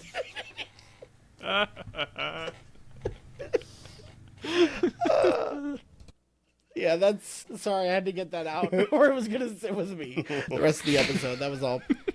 Andrew, do you have any didn't make the cuts? Yeah, I do. The first didn't make the cut was that the Oblivion remaster just dropped on Tuesday. They announced it, they confirmed it was real, and then they said, now go play it. It's a Game Pass game, and it's also it came to PlayStation and PC, and on PlayStation and PC, it's not like a full $70 price point. It's like $50 or like $60 for the deluxe edition. So that I thought that was pretty cool. A good win for Bethesda. I downloaded it. I played out of like the tutorial intro area. It looks great. It retains a lot of the same charm and jank that the original had. So looking forward to playing more of that when games kind of settle down. We're in a bit of a hot period right now with game releases. My other story was that Skull and Bones is adding land combat. So Okay. Skull and Bones, the quadruple A pirate game from Ubisoft that was spun off of Assassin's Creed 4 Black Flag, that was only ship combat, live service game, didn't do well at all. Not only is it still being like updated and maintained by Ubisoft, like they're still putting content into this game, but they're adding land combat, which is like the most, like people are like, why is it only ships? We want to play as the pirate.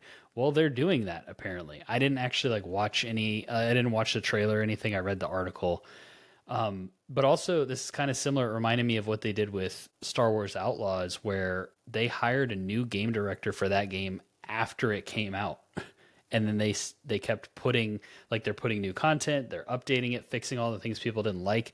And so on the one hand, there's like the cynical part of me that's like, why are you even doing this, Ubisoft? Why bother? But on the other hand, it's like, well, isn't this kind of what we want? We want these companies to take ownership of their poor decisions and their rushed games and the crap that they put out. And now they're like trying to fix them and make them better.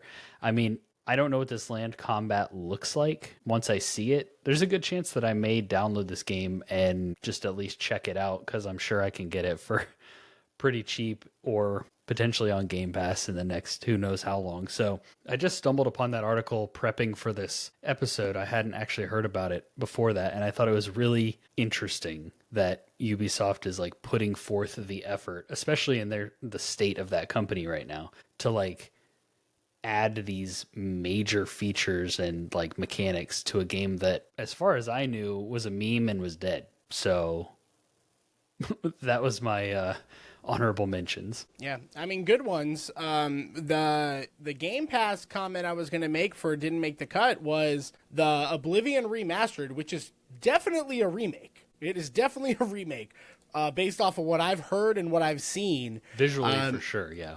Visually, yeah, and they've done some things with the combat to make it more Skyrim-ish. Yeah. Although I think the combat's probably going to be the weakest part of the game, as it was in the original, is what it sounds like. But Game Pass getting that. Blueprints also being on Game Pass, which is an early Game of the Year contender in a lot of people's eyes. And up until Clair Obscur, I think, was like pretty much the highest rated game this year. And then Clair Obscur, Expedition 33, which looks to be a banger. I only got through the prologue. I can definitely see some of the appeal when it comes to the uniqueness of the combat.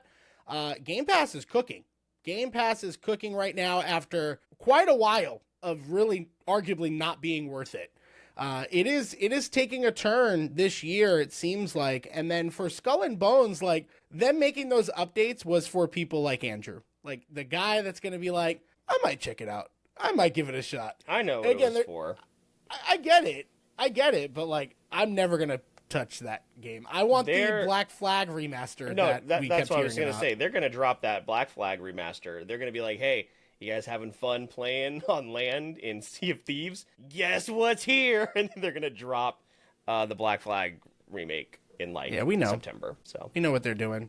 But anyone else want to make a comment or add commentary to any of the Game Pass news, especially around Elder Scrolls Oblivion being remastered or Skull and Bones? Yeah, no, the Skull and Bones thing is actually pretty interesting.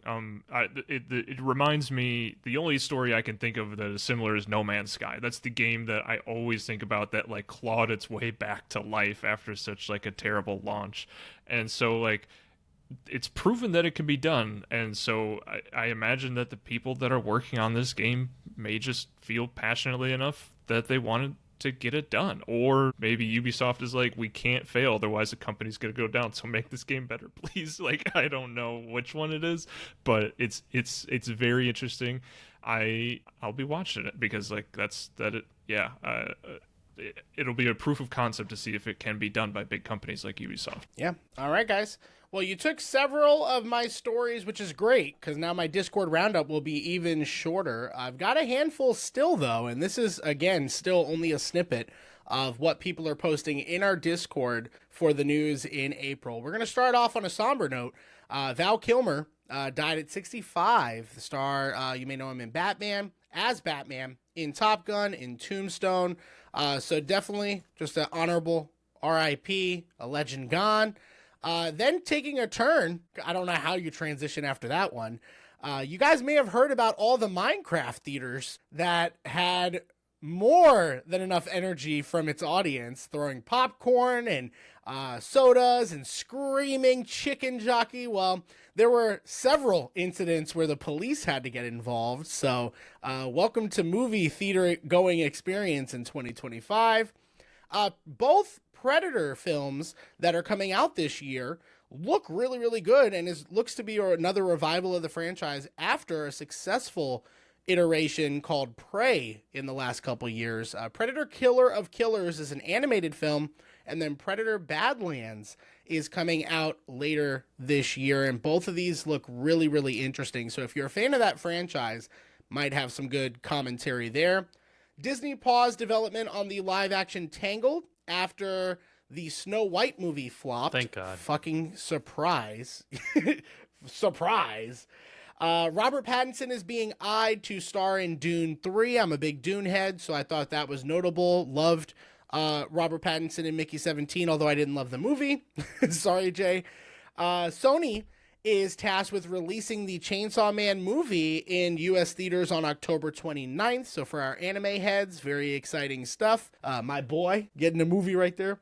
The King of the Hill show is getting a revival series that's releasing this summer on Hulu. Seems completely unnecessary, but I know some people are going to be excited about it. Damn it, Bobby. According to high-profile Apex Legend leakers, Titanfall 3 is rumored to release next year. I'll believe it when I see it, but god damn it, finally, we need it. And the final did make the cut from our Discord. The first glimpses of Epic Universe are making their way out, and it looks crazy. Universal Orlando officially opens the third and newest theme park on May 22nd, but a lot of the early looks at it have been getting a lot of attention. So, Val Kilmer, In Memoriam, Chicken Jockey movie theater experiences, Everything Predator, the Tangled remake, Robert Pattinson Dune 3, Chainsaw Man movie, King of the Hill revival, Titanfall 3, and Epic Universe. Does anyone want to add any commentary? Andrew, I'll throw it to you to start. That was such a long list. I saw That's the worst part of the episode. I saw Jack Black also appeared in some theaters for like the Minecraft movie, which I thought was interesting. It'd be kind of fun to see Jack Black in your theater. It reminds me of the Rick and Morty thing with like the Szechuan sauce, where like the fandom just turned into complete idiots. Titanfall 3, you said that, and I kind of forgot everything else that you mentioned, because if we could get a Titanfall 3, like that might just make the world whole again. Like that multiplayer alone. Like, yeah, Titanfall 2 is such an amazing. It was like the best first-person shooter multiplayer that I think I've ever played, and then it had a stellar like amazing campaign alongside it. So I still have faith in Respawn. They still have been making good games. I don't have a lot of faith in EA, but yeah, Titanfall 3, that'd be fantastic. Oh, yeah. Emily, any of those stories, literally any of them that caught your attention that you wanted to talk about? That was a lot. No more Disney remakes. That's what you wanted to say. Hey. How disappointed are you in the Tangled live action not happening? I don't even know who was cast in it. Doesn't matter. I don't think they had started yet. Yeah, I don't think they started. Okay, then I don't know. I mean, they have not been stellar. My little anecdote is my daughter keeps wanting to go see the Minecraft movie because she knows that her dad plays Minecraft, and I'm like, that is not for you. You are 4. So I keep having to tell her she can't go see it, and she doesn't like hearing that. So that's whenever I see the Minecraft movie, I'm like, she can't see that yet. So that's all I got. Counterpoint, if she's 4, you can just put on a Minecraft YouTube video and tell her it's the Minecraft movie. I mean, well, I don't know. She's pretty smart. She can read already. And she remembers everything I say. Yeah, I'm good, because I don't know what people put in there. You know, like, I don't trust YouTube for my 4-year-old who, is like a parrot. So, no. That's fair. That's fair. Phil, Jay. Phil. I'm sorry. I was thinking because you like to go down and just go yes, no, and I was like, maybe I should let Jay go, but maybe it'll help. Yeah, Phil, you like to go down. You do good. You do a good recap. I'm a giver. Val Kilmer. Sorry, that was a crazy comment. I'm sorry. Sissy holes. Sorry, I'm leaving. No, sorry. Right now. No, we still got the game. About Val Kilmer. Really? I'm glad that we finally watched the Top Gun movies last year, and that scene in Top Gun Maverick was making the rounds with Val Kilmer, and it is great. Did you guys watch Willow? Has anybody seen Willow?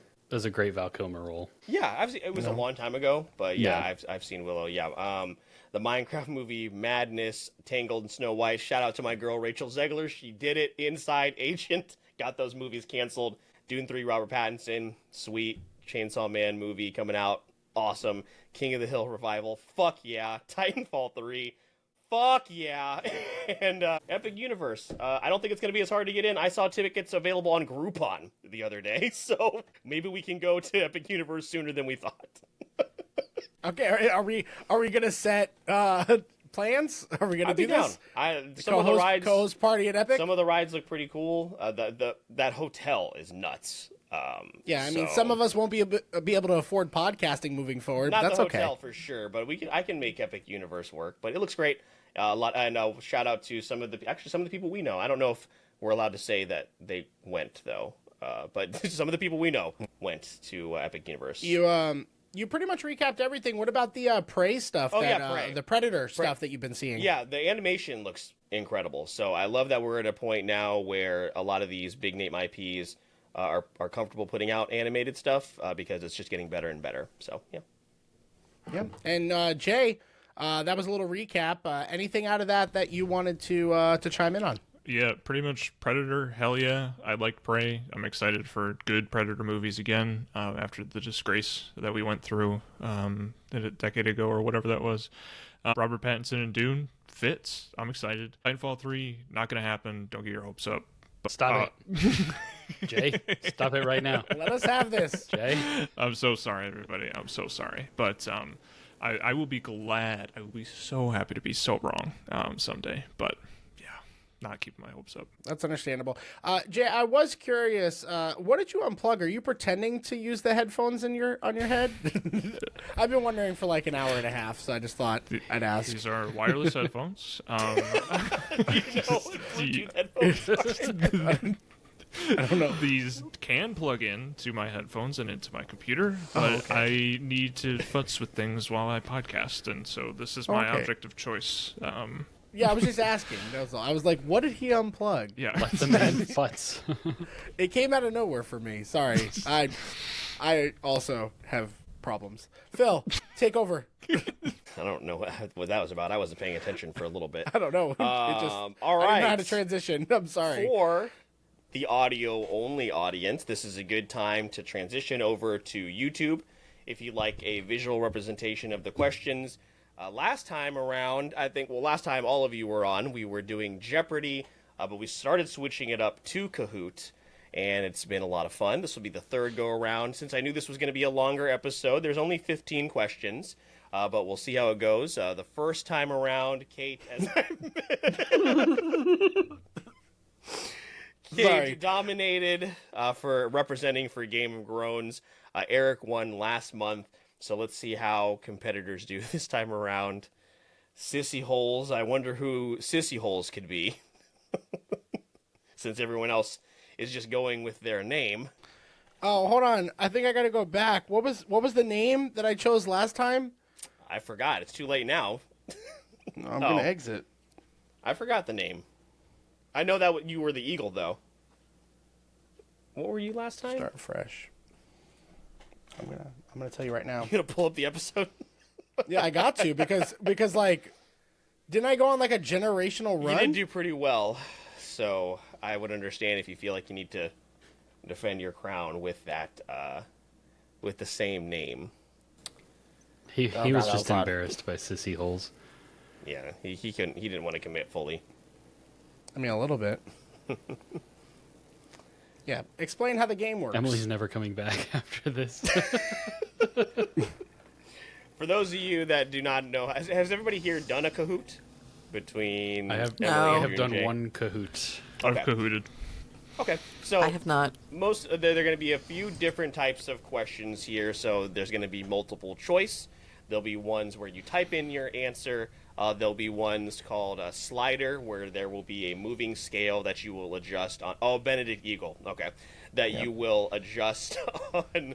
I can't remember why that came up, but there'll be a slider on your phone that will adjust. So say, like, the question is, how many Jurassic Park / World movies there are? And it'll be somewhere between 5 and 15. And you'll just move your slider along on your phone. There'll be one question where you have to pin your answer on a photo. And that you'll see it's pretty self-explanatory. And then the last one is true or false. So 15 questions. You get the quicker you answer, the more points you get. And then so you are encouraged to answer quickly. I'm pretty sure all of them you have 30 seconds to answer. And then there's one more game where you put things in order. So you put things. So for example, when did this movie come out? And you'll put the instructions will be listed on the screen. So. Eric's favorite game is Slider, so there's 9 of those this month. Great. No, I'm just kidding. Awesome. There's that. All right, everybody here. I'm also 1-0 as Benedict Eagle, so that no is pressure. true. And this specific bird and wig. So let's see how it goes. All right, let's get started. These are all pop culture questions. a Kahoot by the Wait For It podcast. What did I miss? April 2025. Here we go. Question number 1 is multiple choice. It's a quiz. What is the name of the dragon species that Toothless belongs to in How to Train Your Dragon? Is it Night Terror, Nightshade, Night Fury, Night Stalker? A bit too a bit too swift. How dare you accuse me of that, Kahoot? Should have put this on my other screen because I can't see you guys. All right, Night Fury. Everybody got that right. Good job. Oh, wow. Let's see. Let's check the scoreboard. Okay, Andrew took some time there. Yeah, I Hey, at least guess. you got it right. I did. Oh, Sissy Holes is at 0. Let me move this over. Oh, that's right. I forgot I can't move it the whole. I can't move just this over. I got to move the whole. Yeah, you don't need to see us. It'll be They're fine. remaking That's true. How to Train Your Dragon. there we go. They're doing Yeah. Yeah, we don't. live action We, for that too. It's not, Why? That's not important. Why? We don't need to talk about that. Okay, let me close this out. All right. At Next least we'll all question. beat We have a Sissy true or Holes. false. The Witcher 3 is the most awarded video game of all time. Oh, True or fuck. false? Oh, 50-50 shot here. Oh, that's tough. It is false. It is Elden Ring. Damn. Elden Ring recently Elden Ring. Wow. took over The Witcher 3 and The Last of Us Part 2. So, but it was Two those really two. excellent games. yeah. in that Part list. 2 is what I thought it was going to be. I was like, what game can actually beat it? I was like, yeah, yep, Yeah. that makes sense. All right, let's check the scoreboard. Are you Sissy Holes fucking is still in kidding? here. I didn't even notice that. Yeah. I called that out. I was like, whoops. It's fine. It does make it better, though. All right, Benedict Does Eagle it? moves into the lead. Okay, next question. Just type out the answer. What movie is this? And a photo will slowly reveal God. itself. Fuck. So for those of you listening, there is a picture slowly revealing itself on the screen. The fuck is What this? the, What the fuck is this? What is that? It's so pixelated. What is that? What are you? Everyone I don't know if can I'm see. What know is this at happening all. right now? I know it. What the fuck is this? Oh fuck! I think I just spelled gotta it make sure wrong. I had to make sure I spelled it right. What? Fuck. I don't know. Cloverfield. Cloverfield. Oh, I It is got it. Cloverfield. Yep. Did Eric type it faster than me? Great try. I put Slightly. in nothing. Oh, All wow. Yeah, you got it Jay faster. moves yeah. into the lead. Next one, we have a puzzle. Put them in order. God Place damn it. these Game of Thrones deaths in order. Yeah, there's like no pressure. Wait, so is So how do you is do top it? sooner? Yeah, Oh. top is the first one, and then bottom is the. Okay. Okay. You got you got a minute, so you got some time for this one. Like Holy God, shit! okay. I forgot all these characters. place these Game of Thrones deaths in order. Yeah. No. Okay. I think I got it. Yes. Oh. Yes. Oh Maybe. God, if I got it wrong. Maybe. Yes. I think. I don't know. All right, 3 of you got it right. Ooh, nice. I don't know I how to got it pronounce wrong. most of these names, so I'm not going to. Shout out to Kate, who helped me out with this list. That's great. I figured that out through only 3 seasons of Game of Thrones, so that was great. I sent her a list of Did deaths. you text her? I did on Okay. Instagram, and I was like, "Hey, can you pick 4 characters?" Help. That's good. So Oh my God. there we Thanks, go. Kate. Yeah. All right, let's check the scoreboard. Well, we got some movement. Okay, Jay All right, I'll take it. in first. Emily moves into third. Jesus Andrew Christ. in last. Sissy Holes not doing great. Not doing great. Struggling. Just Also, copying my whole fucking flow. Oh my God. All right, next question. We have a slider, Eric's favorite. How many episodes of Friends are there? Between 200 and 250. How many episodes? You do also get points for being close. So you have to be within a couple of the actual answer. So how many episodes of Friends are there? I hate this. I hate it. let's see. Here. 10 seconds. We need one more answer. Andrew. Kate did a lot of guessing on hers. All right. Yeah, she was really good at Slider, right? I think that was, yeah, she was like, Yeah, she killing it. was. Yeah. Yeah. Oh, All right, well, no one was no. close. It's 2:36. Answer streak lost. Oh, heck. Oh, someone almost got it. Someone was almost close. I was really close. That was yeah, I me. went on the lower end. All right, no movement there on the slider. That's okay. I hate the slider. Pin answer. Which I one hate of this these just as Animal much. Crossing Fuck. characters is named Okay. Lily? How the fuck am I supposed to know? Lily, dude. Which one of these Animal Crossing characters is named Lily? It's gotta be, right? Who looks like a lily? Yeah. None of them. They're, Jay, I they're feel like animals. we're on the same wavelength. See, I see gotta be. Stitches. I see. I'm gonna What go- is the deer's name? Why is it not submitting? Damn it, I hit that button way There you earlier. go. I only see 3. Someone down there in the bottom left. Okay, well, 2 of you got it right. Oh, well. Lily pad. Damn it. Hell There yeah. you go. Frog. Lily. Yeah. Oh fuck, there's gonna be a Fast and Furious question. Are you serious? Yeah, he Fuck does this. it every time. fucking It's just this. remembered. It's this format too. I don't know you what you're guys. talking about. God I damn meant it. to study. All right. Jay's still in the lead. Andrew moves back into third. Benedict We have a Eagle. quiz. In Wreck-It Ralph, what's the name of the kart racing game where Ralph meets Vanellope? Is it Sugar Rush, Sweet Speedway, Candy Kart Kingdom, or Rainbow Racers? Oh, this is a guess. Thank you, Phil. Thank you. Oh, There you go. Sugar Rush. Everybody got that right.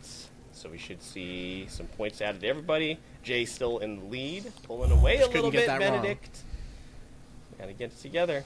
Type your answer. No. Who's that Pokemon? hell yeah. Hope it's Pikachu. Oh shit, this is only 30 seconds. That's my bad.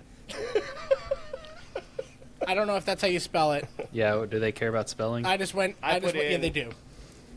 Let's see. No, Oh, Arbok? is it Ekans the one before Yes. it? Yep.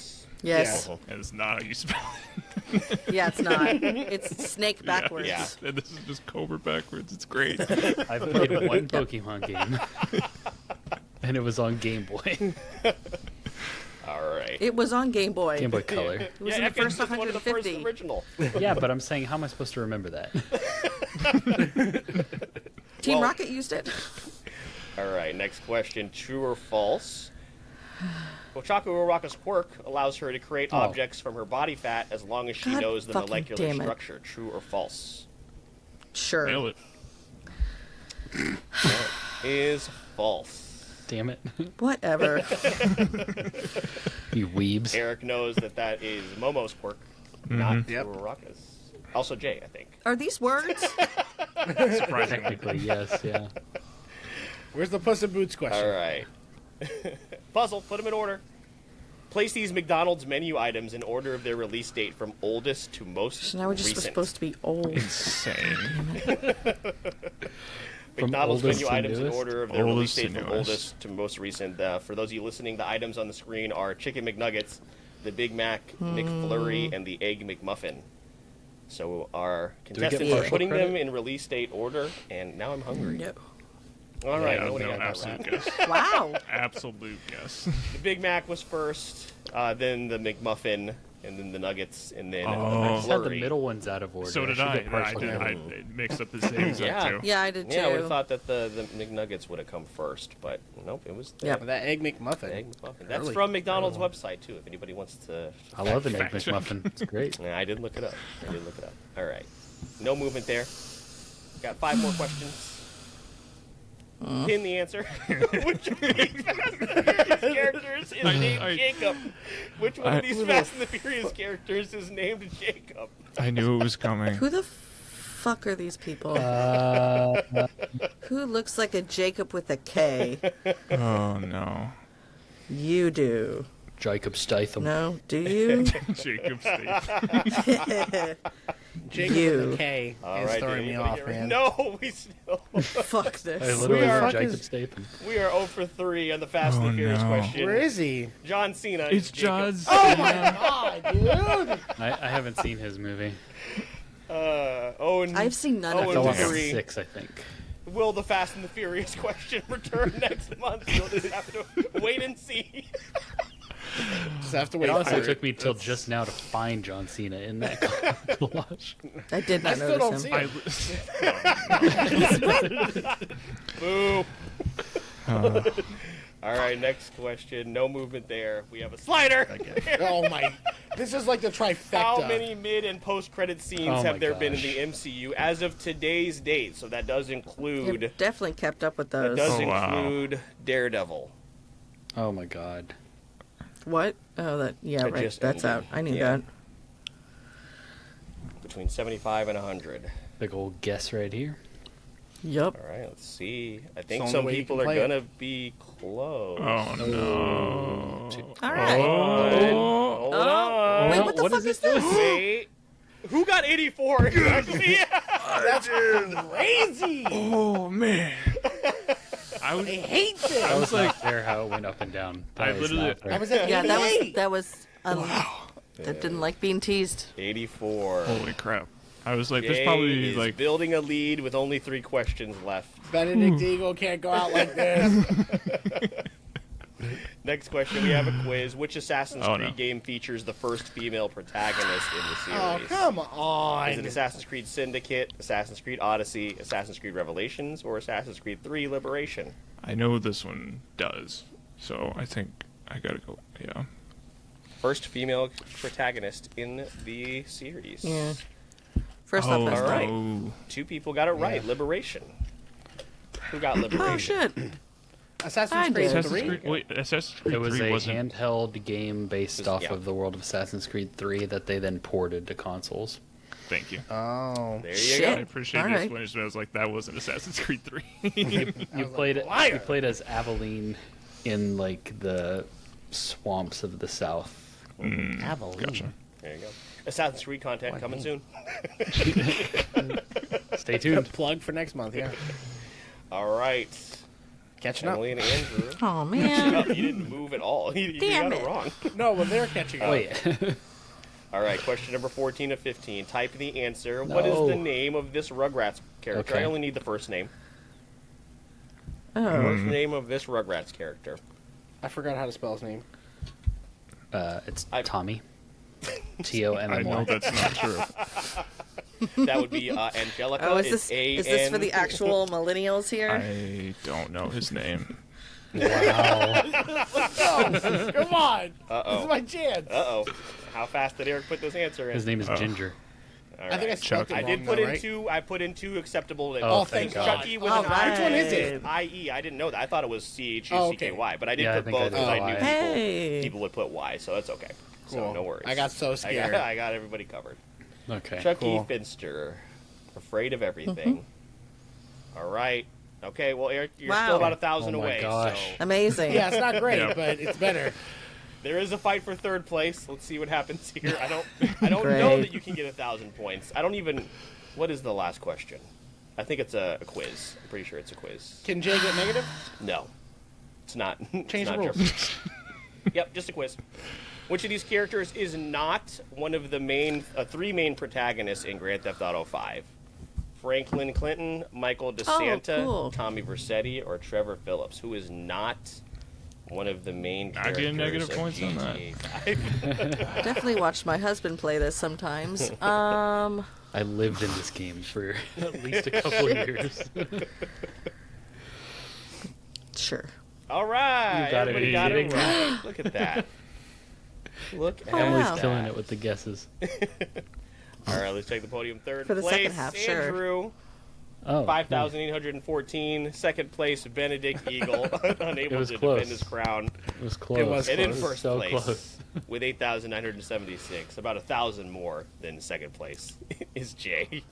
Okay, you didn't have to add that part. No, I think it's Like, important. look at this I huge- think That felt it's unnecessary. very There's a relevant. massive gap between first and second. I mean, that's crazy. My favorite part is that Sissy Holes was around for the whole thing. The whole thing. Yep.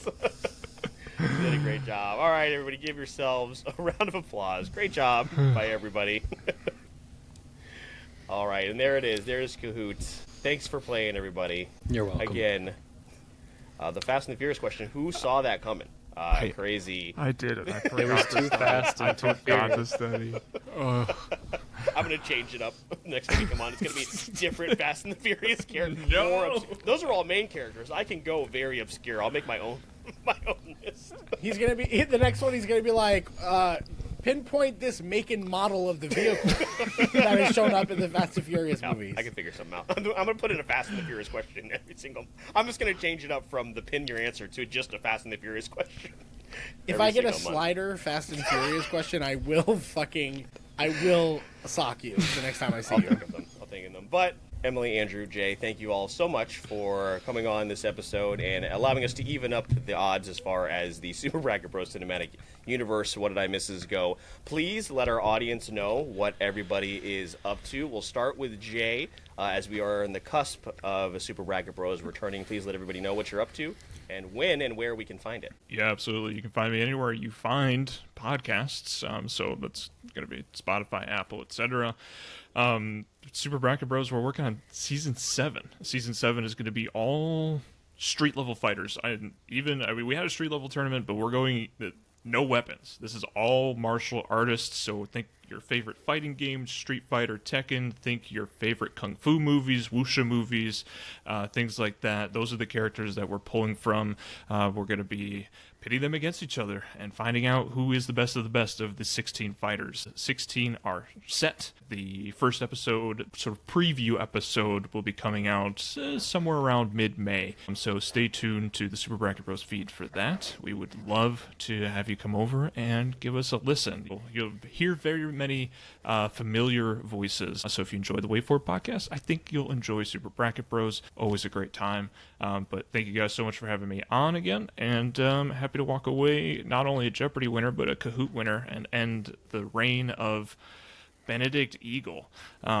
So happy. And we killed the wheel for one episode at least, and I'm more excited about that. At the end of this, I'm going to put in a credit where the wheel will return at the end of this. So yeah, can't wait as far as that. And sorry, Roman Reigns was a tool during the week of WrestleMania, and we had to pivot. Yes, yeah. When I was about to post the poll to figure out what the seeding was going to be, 1 through 16, I had Roman Reigns in there, and then he was like, I think Trump's an all right guy. I was like, you're out of here, brother. You're fucking out of here. Oh, boy. Yeah. Good times. Yeah. Good stuff. Andrew, what's going on your end and with Friendly Neighborhood Gamers? Well, let's see. If you like video game talk, then we've got that for you. We have a podcast, and we have had everybody on this show on our podcast to talk about their gaming history and lives and preferences, so you can definitely go check those episodes out. We also have a YouTube channel where we've been trying to branch out the content that we do over there as far as breaking out like segments from some of our podcast episodes, trying to preview upcoming games, review lesser known, smaller kind of indie titles, getting review codes ahead of launch, that kind of thing. So if you enjoy video game conversations, we've got that for you. Like Phil alluded to a little bit earlier, we have some Assassin's Creed content in the planning phase currently, but it's just been a crazy time for video games right now, so we are still working on getting that recorded. But there's already been a few Wait For It crossovers and collaborations this year already, so definitely go check those out if you're looking for a place to start coming from this show. And yeah, thank you guys for having me. This has been a ton of fun. Absolutely. Can't wait for those episodes to come out. Emily, unfortunately, we don't get to collab a whole lot, so whenever you and Kate get to come on, it is just so much fun. So we're so happy you were here today. I know Game of Thrones just had a milestone, so what's going on over there with y'all, and where can our audience find you? No, thank you. It's always nice to, even though it's kind of one-sided at this point, to hang out. Kind of weird. This Tuesday, as of recording, the last canon episode of Game of Thrones has released. It's a podcast where I had never seen Game of Thrones, and I was fairly spoiler free, and decided, what the hell, I'll make a podcast about watching it. And for the first time and whatever. And so my sister Kate joined on right around season 3 as a quote unquote expert. And so, yeah, we did all of Game of Thrones that ended last year. And then we decided to do Dragon House, the 2 seasons that are out. And we just did the season finale with Jay on Tuesday, or it released on Tuesday. And so we're kind of up in the air. We'll probably do one like recap final bonus episode just to talk about everything. Now that we can look at anything, it's amazing to be spoiler free. I'm kind of numb right now because I don't know like what to do. We do have a plan for another podcast because there is currently nothing else Game of Thrones out there to do.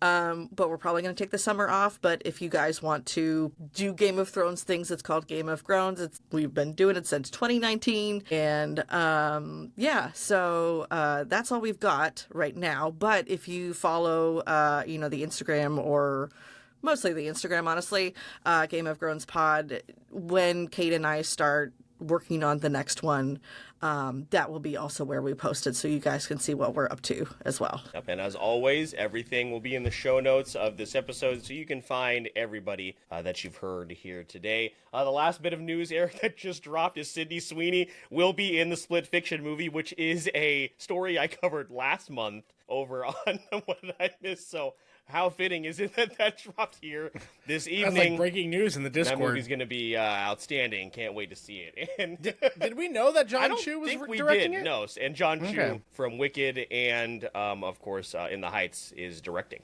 So, yeah. Anyway, like I said, you can find all of our friends in the show notes of this episode. Please make sure you continue to support and check out everybody in the Super Bracket Bros Cinematic Universe, and also head on over to Apple Podcasts and Spotify. Leave those 5-star reviews. It is so very helpful to everybody, and in terms of algorithm and all that behind the scenes stuff that we don't really truly understand, but we pretend to. But also make sure you follow us over on social media for the Wait For It podcast. That includes Instagram, TikTok, our growing Discord page.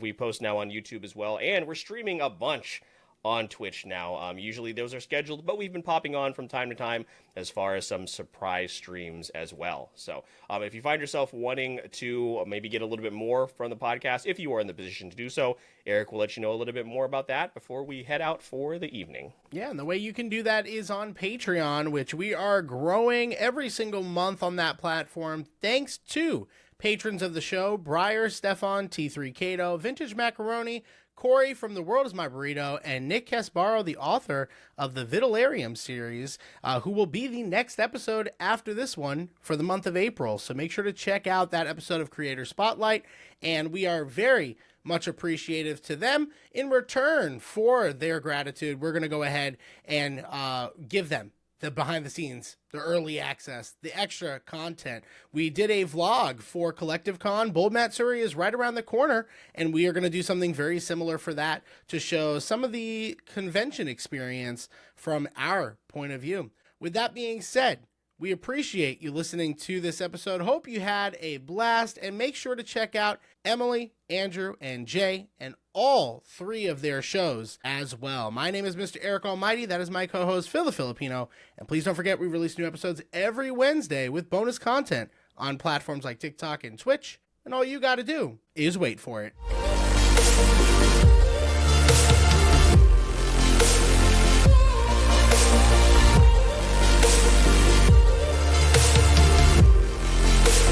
This is the Wait For It podcast.